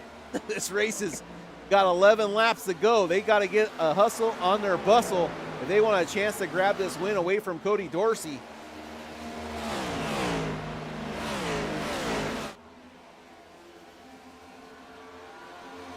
I know this is hard to say, but Calvin and Caleb are going to have to work together if they want to have a shot at getting up to the leader.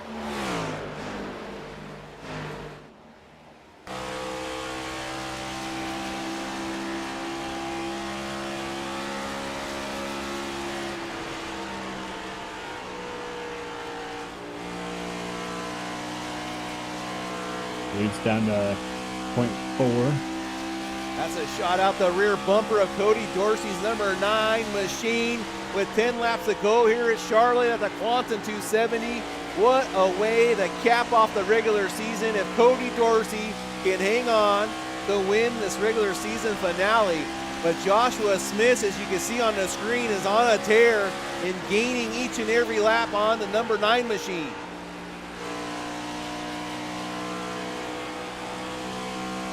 Here Cody got a better turn out of that number 2. As you can see, that gap widened just a little bit there. The pressure is on as the Grant County mulch machine is trying to hang on with 8 laps to go as they cross the line here at Charlotte Motor Speedway. All eyes on the number 9 machine. Calvin Smith and Caleb Elswick are now just battling between themselves for 5th. Oh, as Calvin pulls off the slide job right in front of Elswick. Elswick's not going to like it. He's going to run him back up the track. No, he doesn't. Stays off him, but he has a run off of the backstretch. Back up at the front, Cody Dorsey, 0.3 of a second lead. Joshua Smith holding on tight.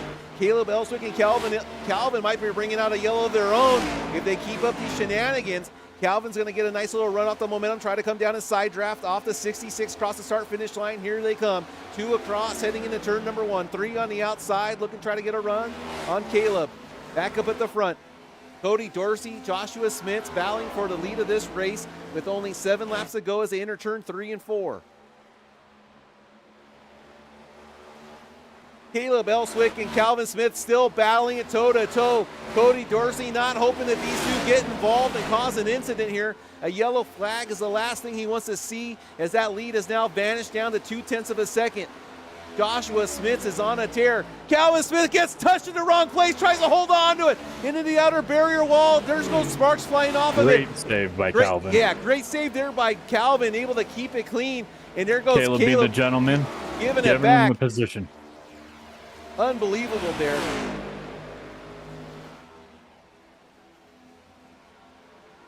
Joshua now. What a gentleman.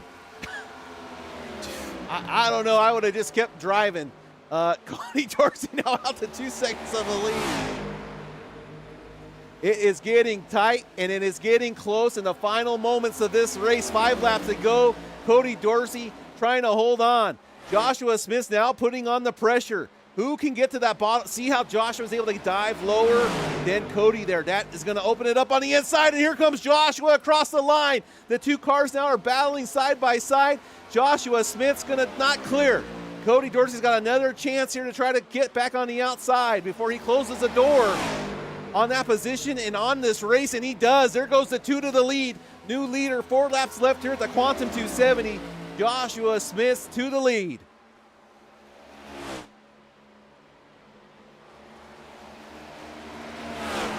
There's some tight racing back in the back, checking on our own Chris Smith and Cole Lewis. That's a nice little battle. That's for P9, 8, and 10th position there. As Dakota Bly and Jason Trevino all racing right here for position. Calvin Smith and Caleb Elswick. Caleb gave it back to him. after that little incident. And Joshua Smith has now laid down the rubber.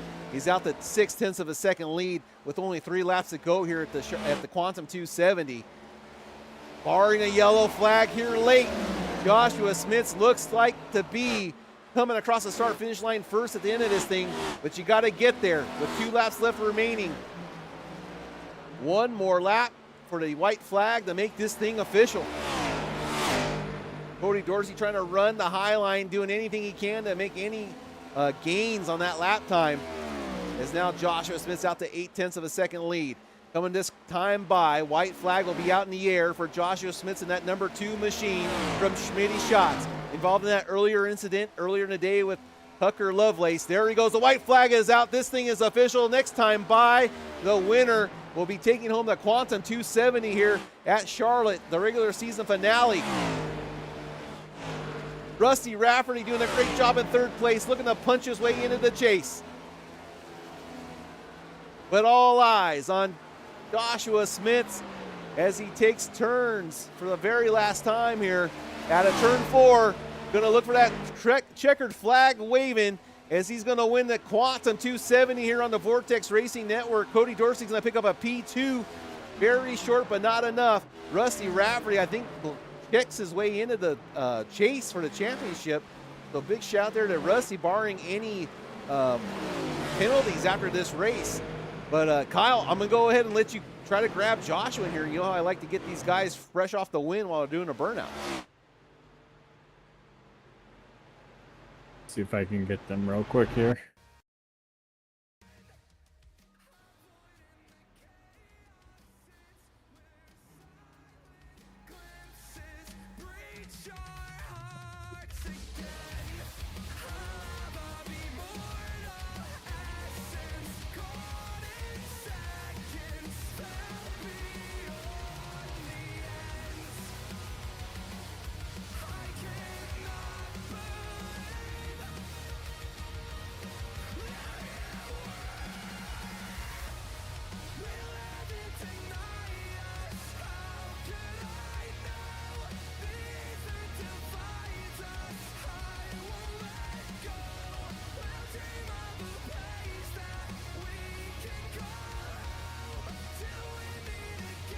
Did he get him, Kyle?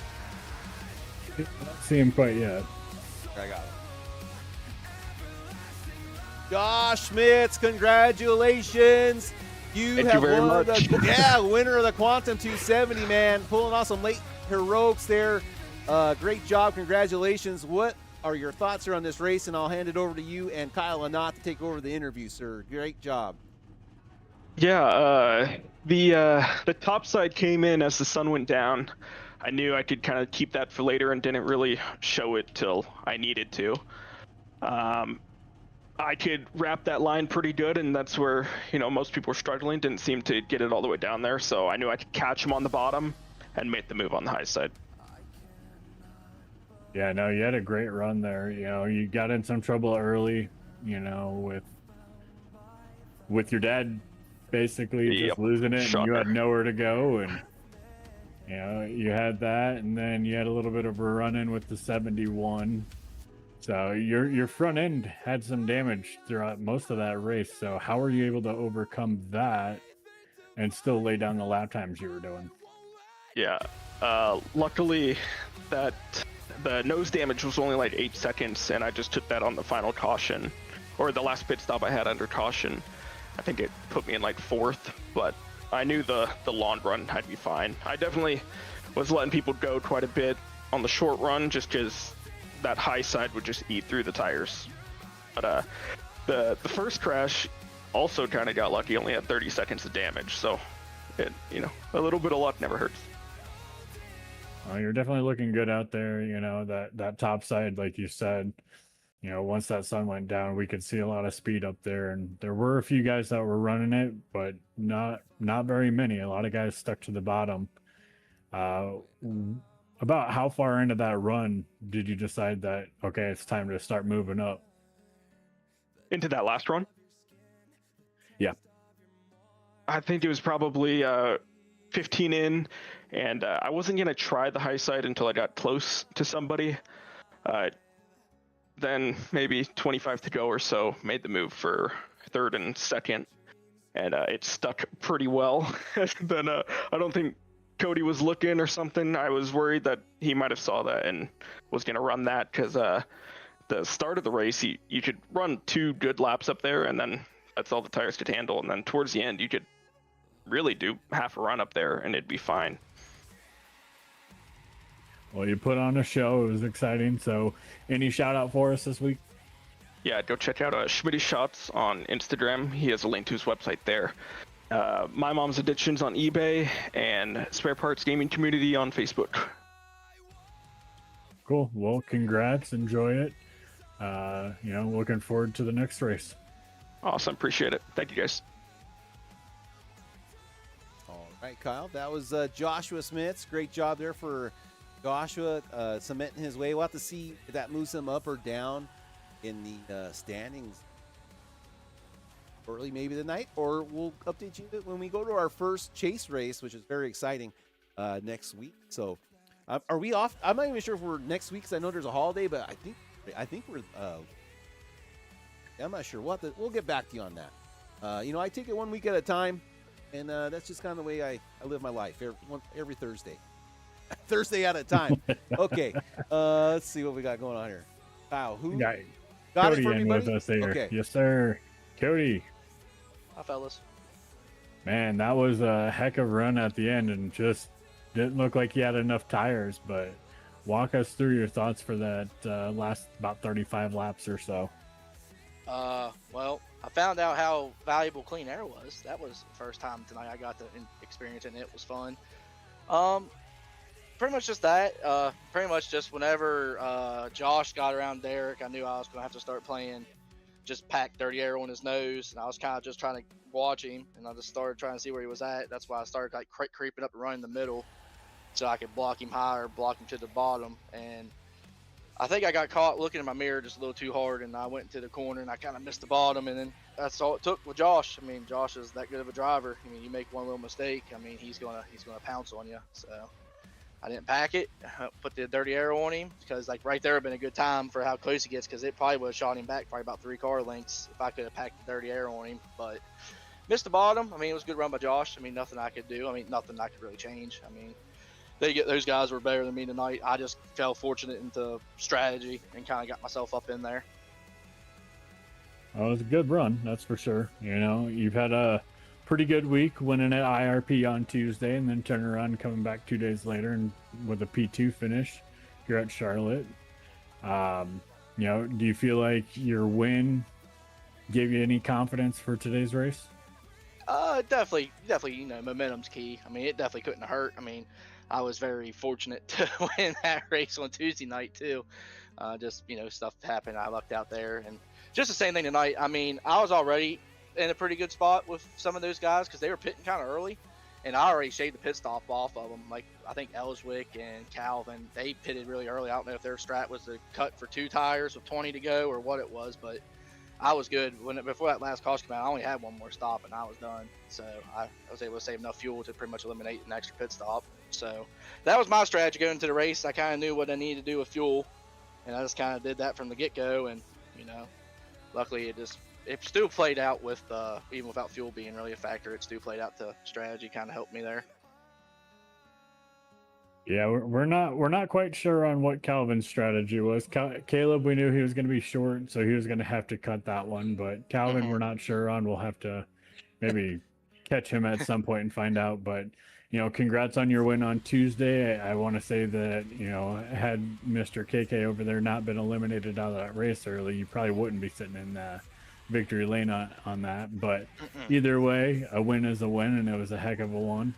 Finishing up with P2, again, it leads you into the playoffs. So any shout outs for us this week?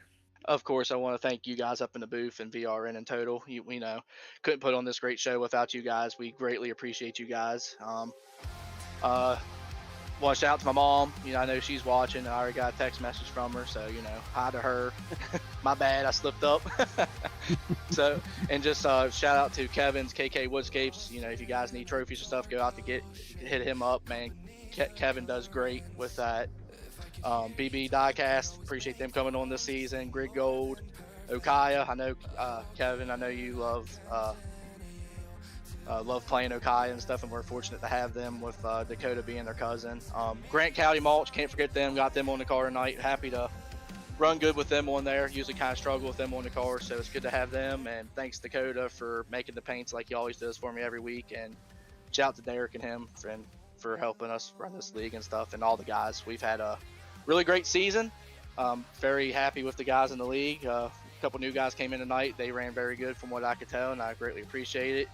Any other guys out there want to join or something, season 4 is coming up in October, so a little spoiler alert for everybody. That is definitely official, that is happening. But yeah, mostly just thank you guys up in the booth with being able to bring this great action to everybody. So we really appreciate it. Well, we appreciate you guys, putting this on for us and allowing us to broadcast it for sure. But yeah, congrats on the P2. I like the break you guys do. Like, I know, like Bonfire and go back to back real quick, like off, and like, I get it, it's cool, but like, it also leaves like, I don't know, it leaves anticipation and build up for gives everyone like a break. And especially for me, like, I love broadcasting, but at the same time, I mean, for me to tell my wife like, hey, I'm going back in October sounds a lot better than like, oh, I'm starting to do this in 2. So yeah, schedule's really nice that way. I think the heart grow fonder. I know guys just love racing tonight, but I think at the time, like you told me about it, is a little strategy. Awesome job, man. Excited for that. And then I was going to ask you, Cody, is there a holiday or anything coming up, or are we good for every Thursday coming up? We are good for every Thursday until the end of the season. So there is nonstop action until we crown 2 champions, basically. So okay. But yeah, like you said, Kevin, I mean, you gotta let it breathe. I mean, we have so much that we kind of gotta do in between seasons and stuff, and it's also nice for everyone just to kind of sit back, relax, pretty much recap the season and understand what it was. Like you said, it builds anticipation for next season and stuff, and it gives us time to kind of play little tricks and stuff with guys to see what they get to see, what the schedule is and stuff. And it just helps line things up with sponsors and you guys. And we definitely, and people have lives outside of this stuff at the end of the day. I mean, we take our family sacrifice time for us to be able to do this, so we got to keep that in mind. So like I said, it will show up with the next season, because next season there will be breaks for the holidays like Christmas and all that stuff. So I mean, we're very, we got to keep that in mind. So looking forward to next season. Don't want to jump too far yet. Still got to finish out season 3. Hopefully, this momentum just carries into the playoffs, and we'll see where it goes from there. But like I said, I'm really thankful for you guys. It's been so great having BRN and Kevin, you pretty much helping get us on board with them. And then Lynott, you done a great job coming in the booth too and helping out Kevin. It's just been a match made in heaven, basically. You're welcome, man. We appreciate the remarks. And yeah, man, thanks for giving us the opportunity. So, rather race in this league, but I've been very fortunate to be able to call the races for you guys. It's made I do, yeah, because I was a little rusty there, and I appreciate the chance to get back in here. I know I know I can get better at this. I just got to put time into it, and that's what I have to work on, is where I put my time. I got love doing it, man. I'm glad I got out. And where are we at next week, Cody? Montana. I was to say, I think it's Auto Club. I am not happy, but that is Mr. Dakota Bly loves that track, so that's why we go there. I think Kevin might be joining you guys on track, and if that's the case, I'm going to be joining you on track. That's hometown. You guys have a sponsor for that race? I don't know. We'll talk to you. Okay. Could be a surfboard in your. I'm making 2 already. Alrighty. Sounds good, man. All right, cool. We'll get squared up. Thank you, guys. All right, Cody. Take care, buddy. Congrats again on the P. All right, we got his Rusty. Yes, sir. Mr. Kyle Rafferty. Welcome to the Kyle Show.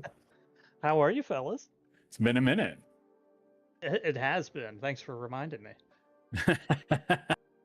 Well, it's what we're here for. We'll keep you in check, keep that ego tone down a little bit for you. But no, you had a great run. You were fast all night. I know that, you made your way through the pack a couple times, but you seem to be running pretty much top 10 throughout the race. So great run today. Just talk us through the last few laps and that last green flag run. Yeah, thank you.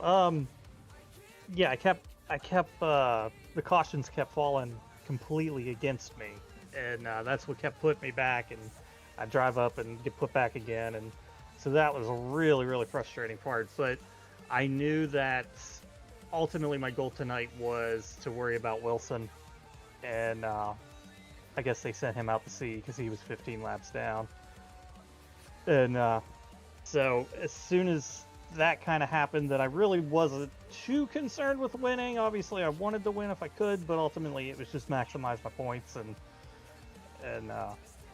try to make the chase. Well, without looking, I think that you may have given yourself enough points to get yourself into the chase. So, congrats on that. Congrats on the P3.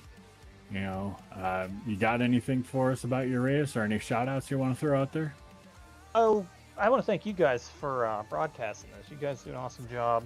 Everybody at Vortex does an awesome job. That's why I jumped in and run with you guys on Monday nights. Yeah, baby, I saw you out there. Oh yeah. Yeah. Yeah, we had a great battle for the lucky dog there. So we weren't doing too great. But no, yeah, I want to thank you guys for broadcasting this, and thank Burlington Cafe, best sausage gravy this side of the Mississippi, right? That's And and just all the other sponsors. I can't think of them off the top of my mind. My mind's scrambled. Oh, it's okay. I got a question for you real quick. What's up with your nickname on your car? Oh, that's just a Bobby Pierce paint scheme. If you know dirt racing, he has Smooth Operator written on his number. So. Okay, and I saw the Dracula on your nameplate.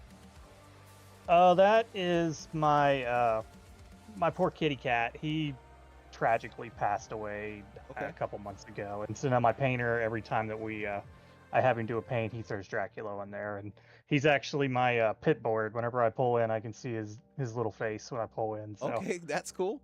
Did you name the cat after you got him, or like before he started sucking people's blood, or Yeah, when we bought our house, we had decided, hey, we can get a cat, and we were just trying to think of the dumbest name that we could think of, and I said Dracula, and we laughed like children. And within maybe a week or so, a little kitten ran up to my girlfriend when she was going to work, so we adopted him. He gave everybody ringworm. I know 40 people in Delaware got ringworm because of him, and but yeah, he was pretty cool. He was my buddy. Okay, well, rest in peace, Dracula, and now we know the story behind that. It's pretty cool. Rusty, and like Kyle mentioned earlier, pretty sure you knocked your way into the chase, man. I know Wilson was there on the cutoff bubble, and you're right below him. I had a tough day, so I'm pretty sure you're in, buddy. So congrats on that, and look forward to seeing your consistency and you run, see how far you can make it into the chase, bud. I appreciate it, fellas. Thank you very much. Right. Well, hey, guys, that was Rusty Rafferty, your number 3 driver. Kyle and Lynott, is there no one else is waiting there? We're good, right, for interviews? Nope. I think we've got everybody. Okay, well, hey, I appreciate everyone. Just top 3 come in and do their thing, because I know it helps us get out of here a little bit faster. Not that we want to leave, but the races have been. I got a guy. The races have been getting a little longer, and that's okay with us. But we appreciate everyone being on board with us this late. I know it's 8 o'clock over on the West Coast, but thank you guys. We had a great race. Shout out to Joshua Smith there with the win tonight at the Quantum 270. To all our sponsors, Grid Gold, B&B Diecasts, My Mom's Addiction, the Burlington Cafe in West Virginia. And if you guys haven't tried their homemade sausage, stop in there. Let them know Kevin sent you down there. Try some of that homemade sausage gravy. The best sausage gravy this side of the Mississippi, that is. Make sure you're in there and shout out to Kim. Other than that, Kyle, I'm gonna let you. I'll bid you guys adieu. We'll see you next week.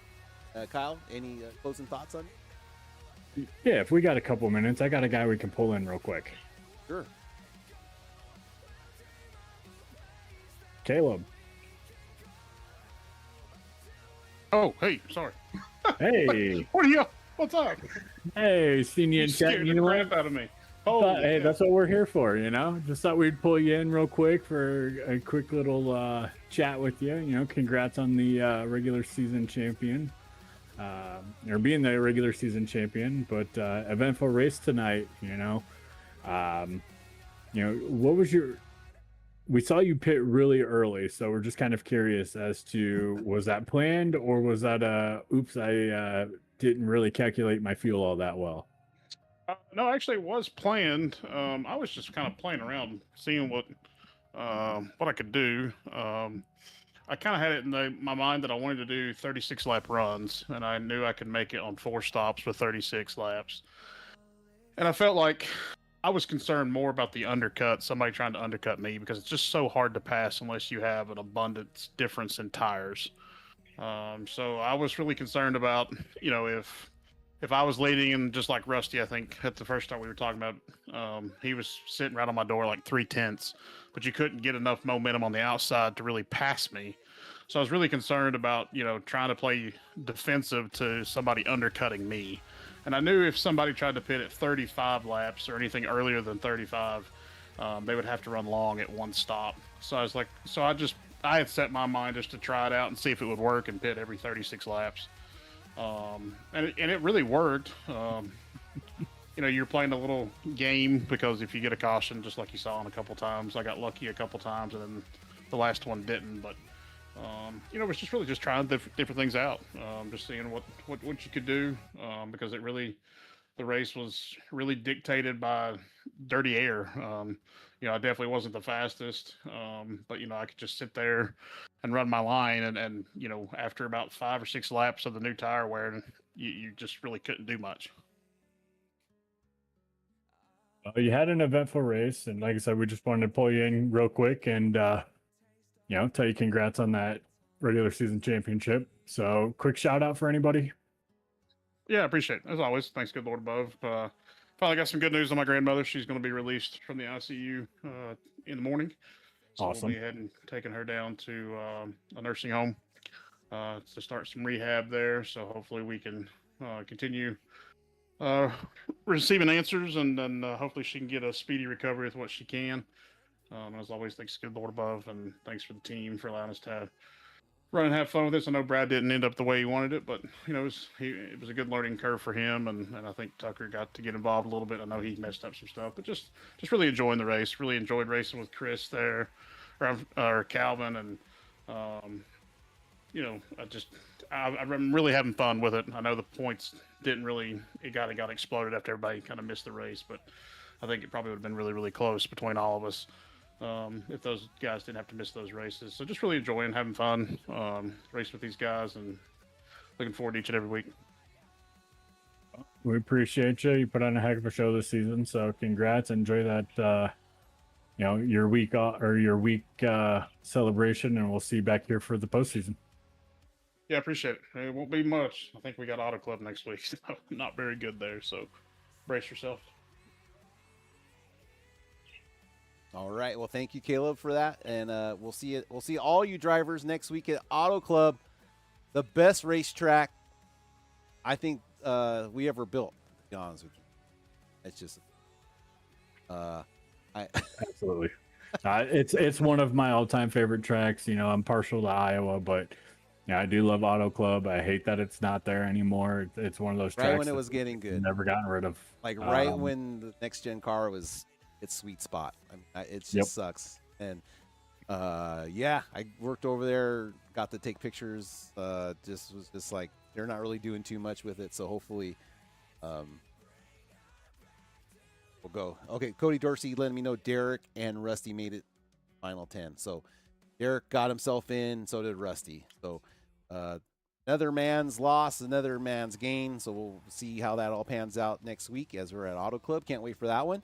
And Kyle, if you want to touch base with the 988, and then you can lead us out here, buddy. All right, appreciate it. Yeah, so 988 number I run. It's my sponsor for every race, every series, every league. It's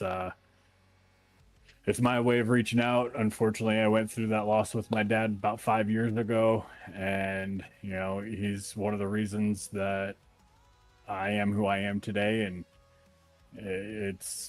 I don't want anybody ever to think that they don't have somebody to talk to. So if you're ever feeling down, blue, sad, whatever the case might be, reach out to somebody. There's plenty of guys out there, whether it's this league or any of the other sister leagues that we run in or broadcast for, that you can reach out to those guys, and you can BS with them, and they're going to be more than happy to chat with you. So don't ever feel like you're alone.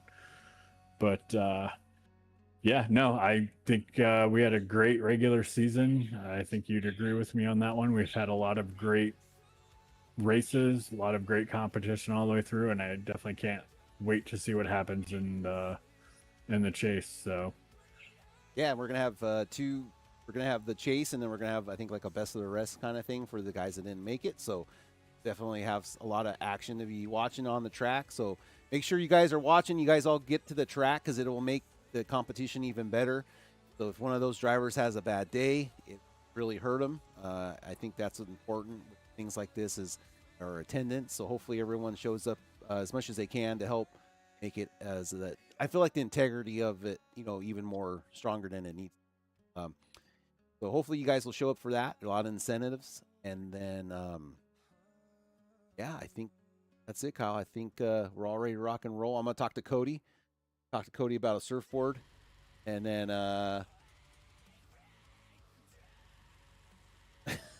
Cody Dorsey's letting everyone know the thing, Burlington Cafe and Quantum. Okay. We'll let them know, Cody. But yeah, I think other than that, Kyle, we look forward to Fontana with you guys next week.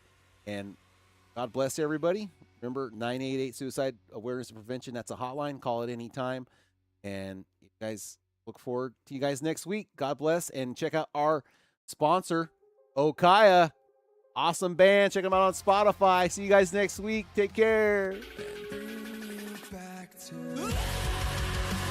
I'll be waiting here just to fall asleep and bring her back to life, lost within a dream. So I'll be waiting here just to fall asleep and bring her back to life, lost within a dream. I know she's a siren born from depths behind my mind. I'll go with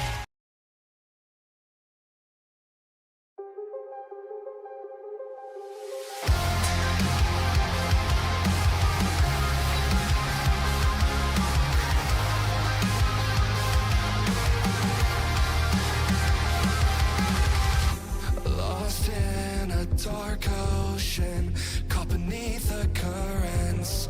If I could hear you talk, you'd always make the wrongs seem more than perfect.